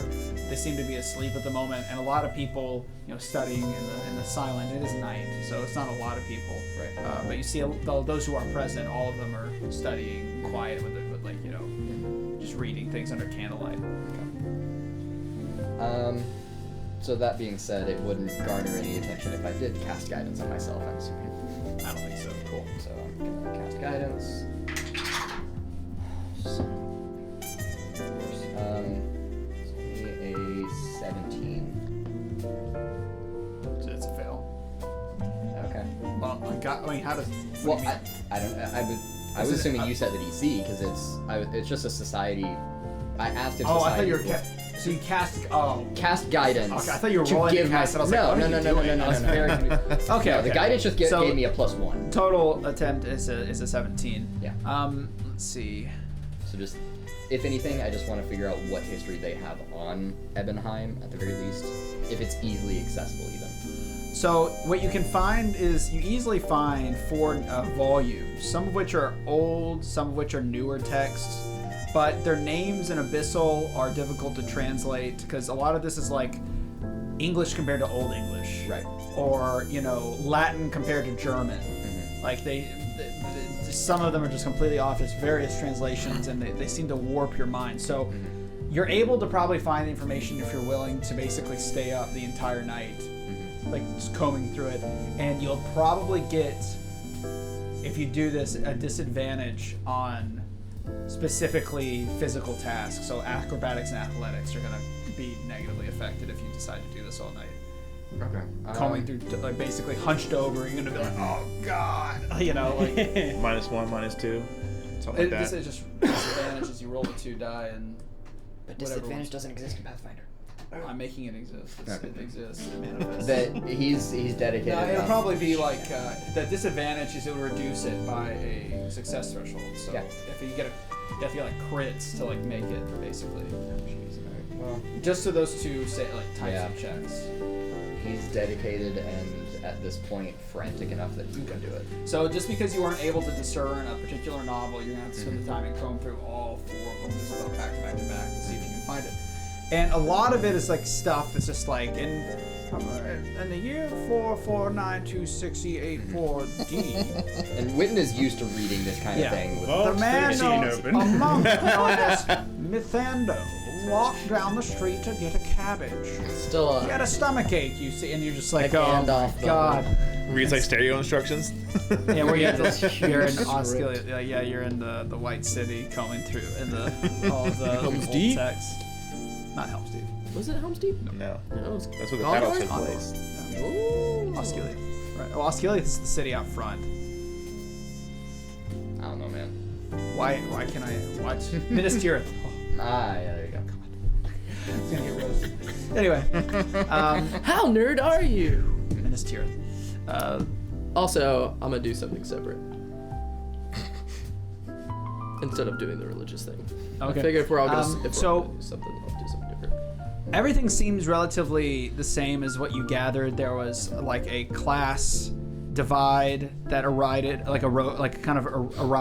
during the time of Gate Rise, where led by Regilik and his cronies, sort of had an alternative and radical approach as to save the citizens of Ebenheim from the incoming incursion. And there's a lot of gaps of information that you may or may not be able to fill in. But a lot of it is pretty perfunctory, like there was a class division, and then when Gate Rise happened, the city was separated from the mainland, and no one is able to gone there since, because information that's locked there is locked there. Yeah. But there's a couple of texts that have been added to one of the 4 books, and it's like the Obscurum Infantata, like all these other words. You're just like, this seem like all these like, ooh, it's kabuki words, but they're just like in a list. So you're like, forget this, like, you know, probably nothing. But in that book, towards the end, there's written text.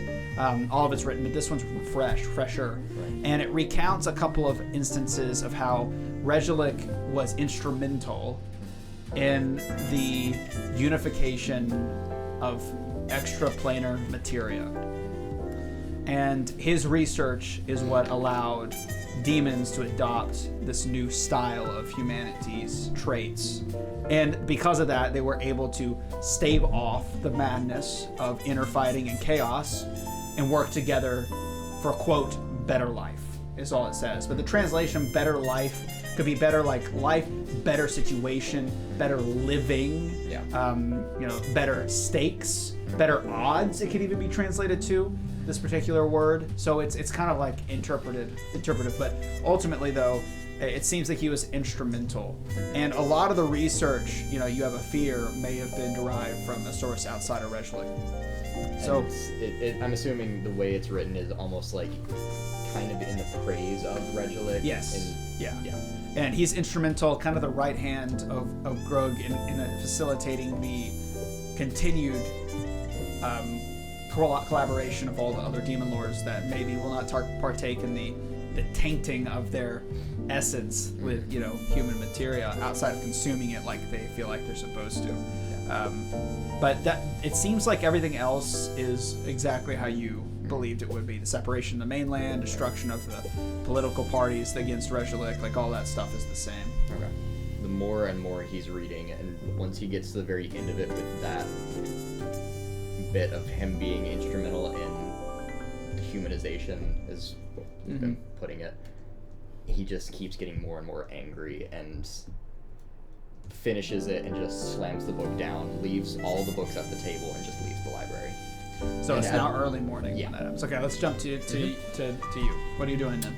So instead of going along with Fredrick, I'm going to do the classic Torin thing and kind of look at this actual cave structure. Let's look at the stone. I do want to look at the stones, and more so just to see, is this more of a natural cave, like, or does it seem like, hey, this has been dug out, there's actual supports here to, you know, going along certain areas, there's big pillars going through center areas of this big, huge fucking open area, and I'll use crafting. Okay, go for it.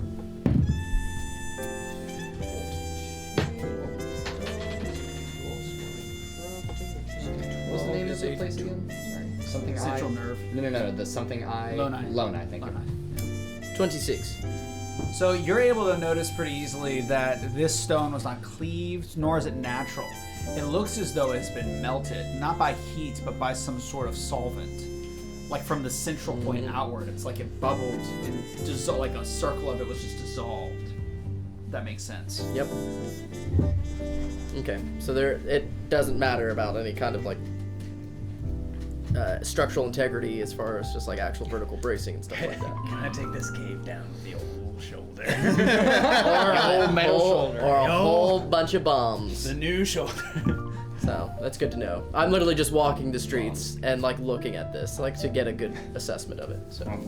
And the architecture itself for the buildings looks like a mix of abyssal styled, because it's just kind of weird and strangely structured, with Ebenheimic specifically. Though, if you look and stroll to the east, there's a massive coliseum which is dedicated to Grug, and there's these ash gardens as you pass by, and there's a monastery towards the southern end, and this whole kind of structure is broken up into 3 kind of elevated platforms kind of built out of the rock that kind of come up from the void, and they're connected with bridges. On the far eastern of the 3, it seems to be like almost like a monastery style, and that architecture is you notice it immediately without even a check, derived from the dwarves of the Iron Mine Mountains before all this nonsense started. I would 100% be going towards that area. My curiosity would pique mine. Okay, so you walk up to the monastery, and it's these two dwarven stone doors that impede your access. Is there anyone outside? Anyone around? It's empty right Any now. kind of this time of night. carvings to say, hey, this is the monastery of blah, It's blah. quite plain. You recognize the way it's cleaved and hewn, but there's no ornamentation at all. Does It's it look like it was moved here, or does it look original? It looks original. It looks new, or it doesn't look like it was transported here. Okay, but you said it looks newer. Yeah. Okay. I'm gonna walk inside. Okay. So you place your hand upon the stone of the monastery doors, and it does not budge through, just a little slight push. Yep.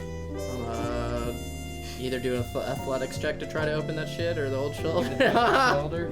Well, yeah, that's an athletics check. It's a pull, not a push. Too late. I can't wait for somebody to walk outside and be like, what the fuck is he doing? And just run through it, make a Torin. That is shaped hole in a it. natural 20. Oh, or that a one's 32. going down. So The fucking shoulder, baby! without hesitation, you wind up and you rush it, and you shatter right through the doors. And the stone flies outward as you crash inwards. There's light, which worries you, and you look up to see an inner sanctum, sort of like a basilica with a downward steps into what looks like to be some sort of crypt. There's pews, and at its center is an empty plinth, which would hold a statue, but it's empty. There's nothing there.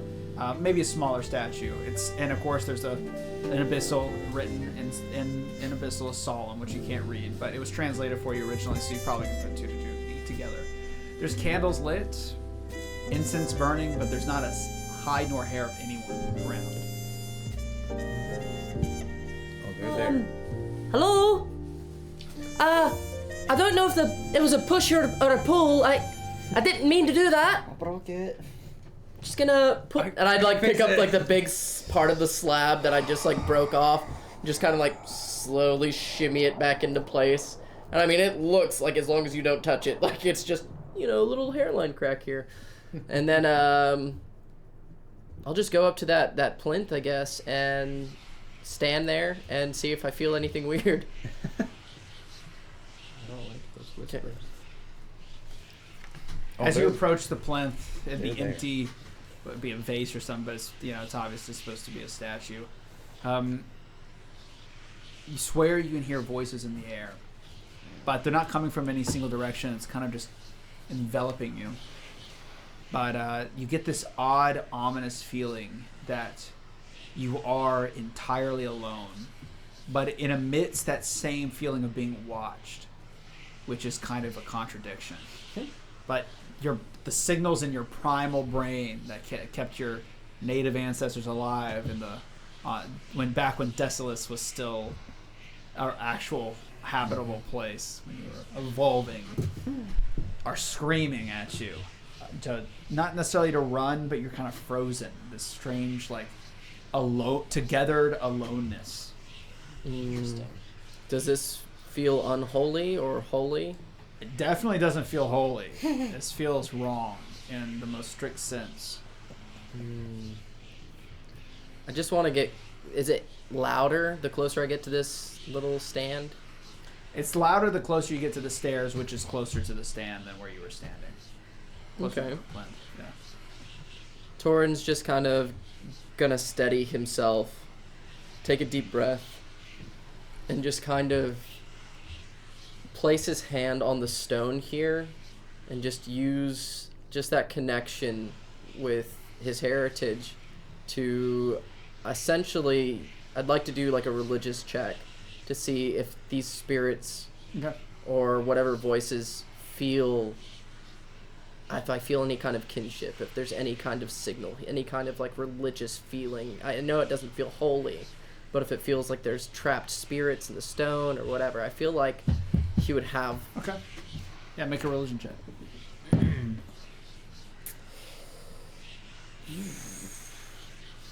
I'll use a hero point. You don't have what? Yeah, you don't have one. You only get one per session. Oh, my bad. I don't know. I just saw like the 3 hero point things, and I forgot how to play this game. So it has been many months. It has been many months. Religion's gonna be 14. So when you place your hand upon the stone to try to decipher what's going on, like you're just kind of confused ultimately with what's occurring.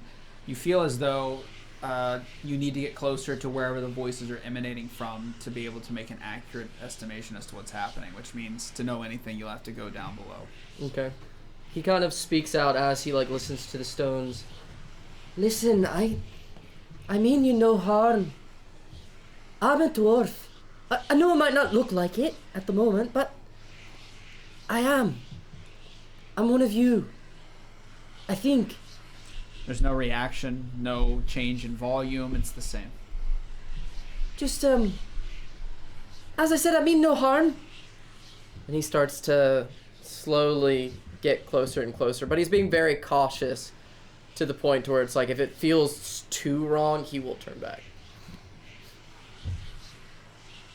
Closer to the stairs to Yes. go down? Same. The closer you go down the stairs, the further you go down it, the more enveloped you feel. Okay. He's got everything completely sheathed. Like, his shield is, still there. But he's just arms open, just trying to surround himself with positive energy, walking towards that center area, getting closer and closer. Until, ideally, he's going to get there, unless something impedes him.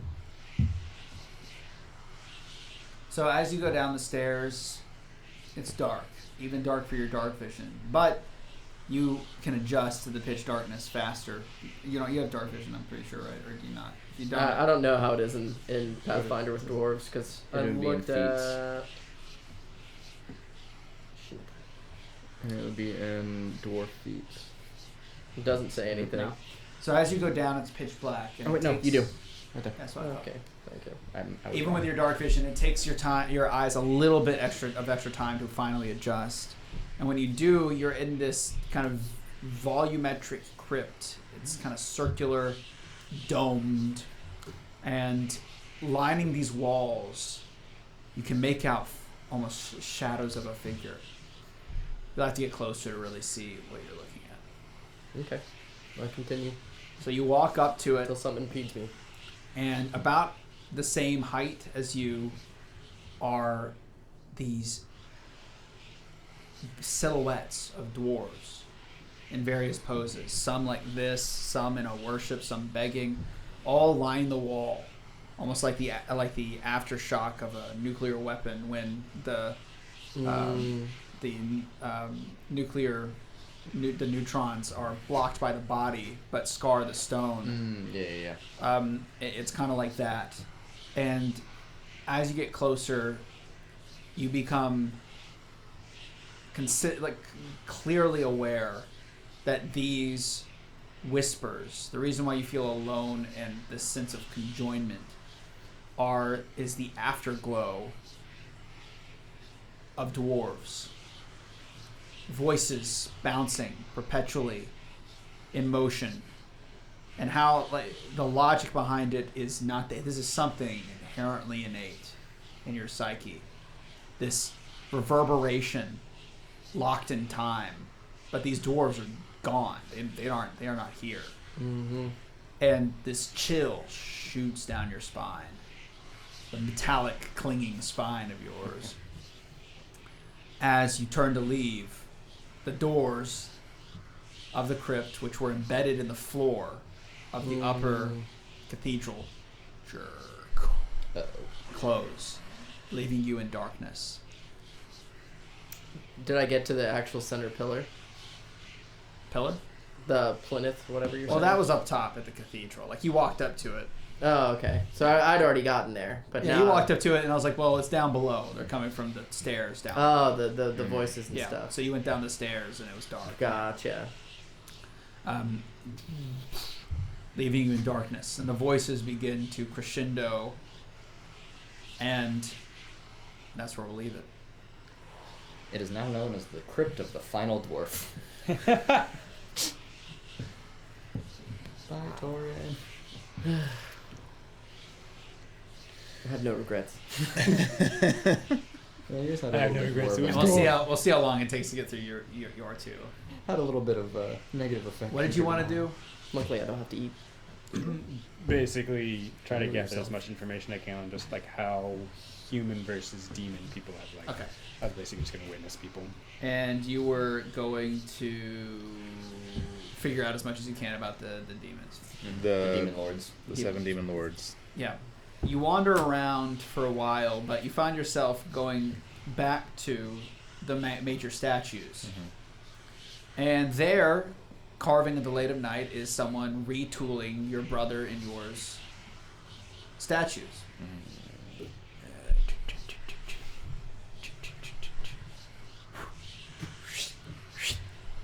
Like kind of grinding his chisel against the whetstone.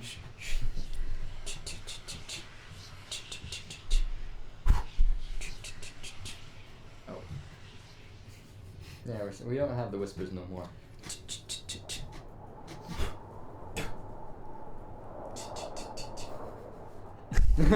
I was gonna wait until he wasn't chiseling to say something. So when there's waiting a minute. well, when there's like a pause, when he cleans a tool off or something like that. Good evening. Whoa!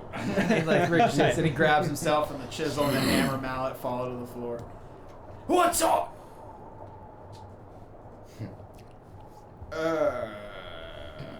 It's all right.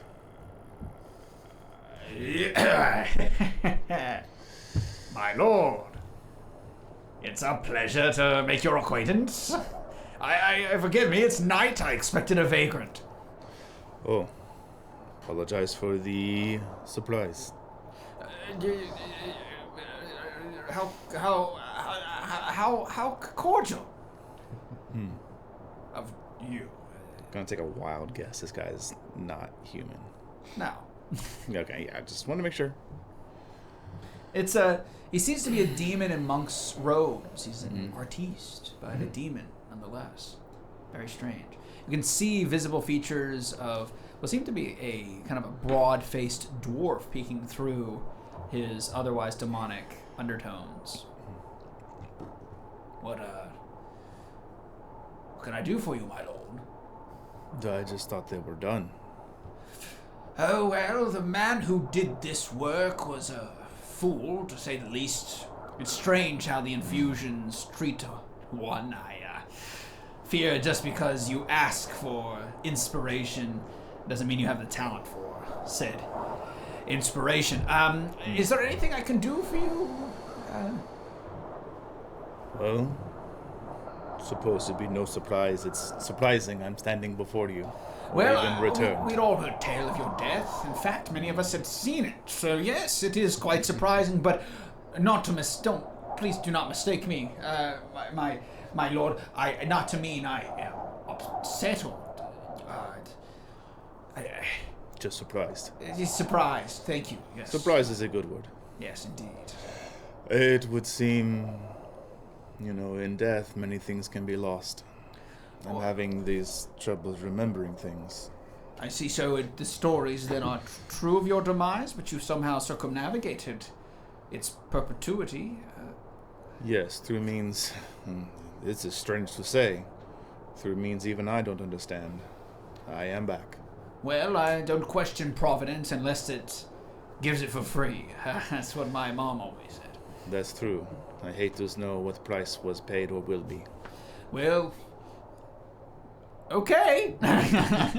Excellent, my lord. Is there something you wanted to ask? Or? Yes, these, the 7 demon lords. Yes, our lords, indeed. What of them? It's just still, considering the vast past of demons and how long they've warred and quarreled and did not get along. In comparison, the time they do get along is, what did the mortals say, the humans? Think about a grain of sand I see. amongst an entire beach of history. Indeed. How did he do it? Your Lord Father? How did he? Well, you'll have to ask him. Wouldn't you know more than a meager stonemason such as I? You'd think so, but there's a strange thing when your head is removed and then put back on. Well, it would be my honor to illuminate you, my lord. You see, Grug, in his cleverness, determined the true nature of demon, abyssal, chaotic kind isn't just chaos and degradation. It's truly change. You see, change is the spirit of our kind, my lord. It doesn't necessarily mean good or ill. It's more compatibility and incompatibility. You see, within the abyss, chaos is order. Within our fine realm, order of ours is chaos. So if you split the difference and look in between those two, you see change. So it is said, at least in those circles of us who are learned, Grug weaponized change and convinced all demons to change in order to manifest better lives for themselves in this world. Well, that's the happy version. Demons by nature consume, spread. So perhaps we changed so we could devour more effectively. What is nature anyway? And that, I guess, is the plight of our human sides, the not knowing. Who knows? That's just my humble opinion. Now, as to why these famous of our ilk banded together, defy their own nature, well, like I said, did they defy their nature, or was it the most chaotic way you could be, is by organizing yourself? What insanity that might bring. But they did it nonetheless, led by your Lord Father. Quite a show, I will say. Quite. Was there anything else I could elaborate for you, my lord? Were you always the way you are? Of course not. I'm pretty sure, though it's fuzzy, I was some sort of lackey. I traveled around with a bunch of other of my ilk, the Dretch kind, lower form demons. I remember coming here and for some reason being threatened by a large person. I backed off immediately, of course, with my particular stature not being my strength. But it's all quite fuzzy now. Something changed, and I assume it is when I accepted the infusion. That is something that is also a gap. The infusion. What is it? Well, quite simple, really. You go to an infusion stall, you request certain traits. If they have them in stock or they're common, it's cheap. If it's expensive, that usually means it's rare or specialized. But they give discounts for things they need, doctors and the like. Right. And you request it, and you go through a process. You are knocked out, quite bluntly, and when you awake, at first you feel nothing's changed, but over time you grow into something new. And you're inheriting all of these unique traits. For me, I wanted to be a craftsman. I was plagued in my youth with nightmares of art and drive, and as a demon it was hard to sort through. But as me now, I can express that drive through my work. And is there anything else I can answer for you, my lord? Of course, my circumstance is quite different, as I was human before this. How common is that now? Turning humans, dwarves, elves into demons. Oh, good heavens, what point would that bring? I don't think that's what the popular scientific method is all about. Though I'm not a learned man in such circles, I think there's common knowledge I can bestow upon you, but you'd have to find a specialist to get clarity. From what I understand, humans are the cattle. I mean, that's how we are able to become. I don't understand the process, but it is of my understanding you must find a human of equal traits, and through the infusion, you can transfer those traits to a demon, right? All in service of a greater good, I think. Yes. Plus, these mortals, they don't understand what they have here. Inspiration is a blessing and a curse, but us demons understand curses, don't we? So we can manage their ill fits of fancy, their flights of madness, like it was a walk on a park on a sunny afternoon. But for them, oh, I'm depressed. Ooh. Okay, well, tell me about it. Weaklings. So we take it. Is there anything else I can answer for you? No, this has been very helpful. Thank you. Of course. Will you be at the tomorrow parade? Yeah, of course I will. I'm looking forward to seeing you back from the dead. And exciting. Anyway, I must get this done before tomorrow. We can't have you looking so shabby. And in fact, do you mind if I take your tin type real quick? For reference, of course. Tin type? Oh, it's a strange chemical contraption. You see, there's this piece of metal and then this gross substance that leaks out of, well, something. You pour it here and then you expose it to light and it reacts violently. So when the light photons, as they call them, enter in this aperture and then use the chemicals to emblazon patterns of what they see onto a piece of metal. So it's effectively a still point in history that we can re-reference. Here, let me show you. It's like a drawing or a painting. Boop. And I said, look. And there you are. He'll try to go take it, look at it for a second. And hand it back. Human science is quite interesting. They have all these particles and other strange aspects, but all tomfoolery and hoopla, if you ask me. Anyway, thank you, my lord. To the parade. All right. Till then. Lastly. And this can be quick, because I know we're wrapping up. Yep. One other time, you let me use my streetwise skill, which is typically supposed to be about a specific settlement that I'm very familiar with. But given my situation, you allowed me to use it for just in general, which allows me to use society instead of diplomacy when I'm gathering information. Basically just kind of reading the populace. Sure. So I want to follow Philippe. Okay. I want to see where he goes, what he does, and then when I see someone else interesting, I start following them. Okay. And then I follow someone else just through the streets, and I'm like stealthy, climbing, looking through windows. Like I'm looking, how far does the humanization process go? Do they get married? Like what? How demonic do they let live in the society with them? Are there like full-blown demons who refuse any of the humanization? I want to see the breadth of what this city, this new place contained. I think he's 80% of the time is watching Philip.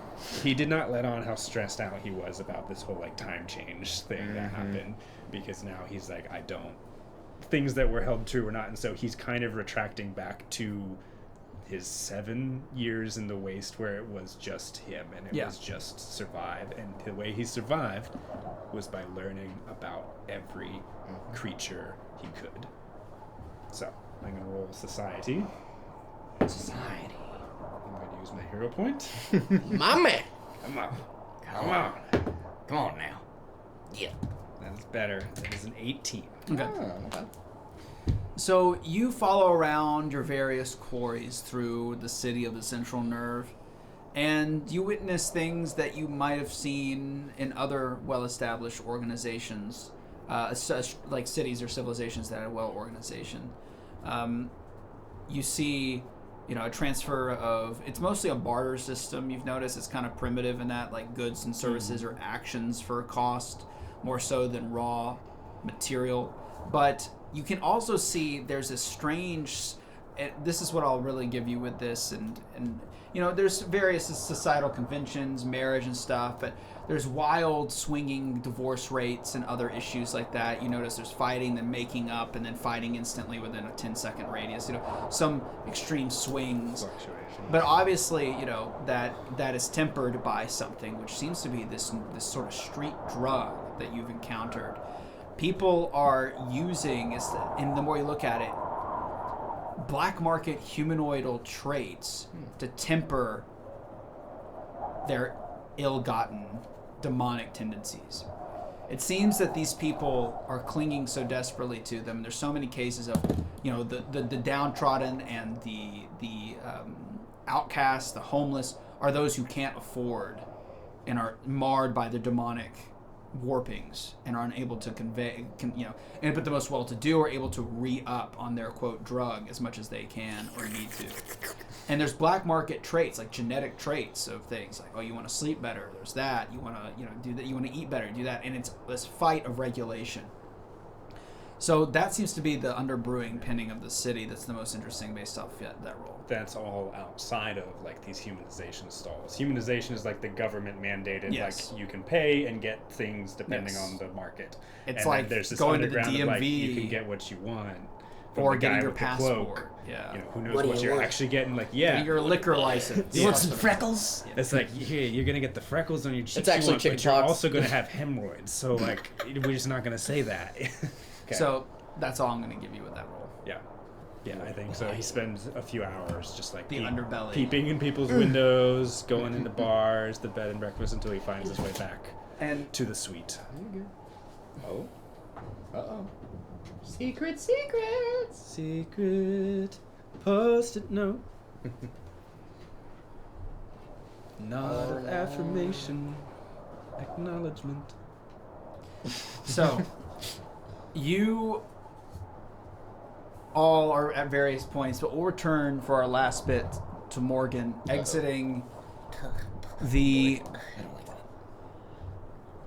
sort of a library as he's walking through. The Lone Eye Library. As Witton walks back to the inn,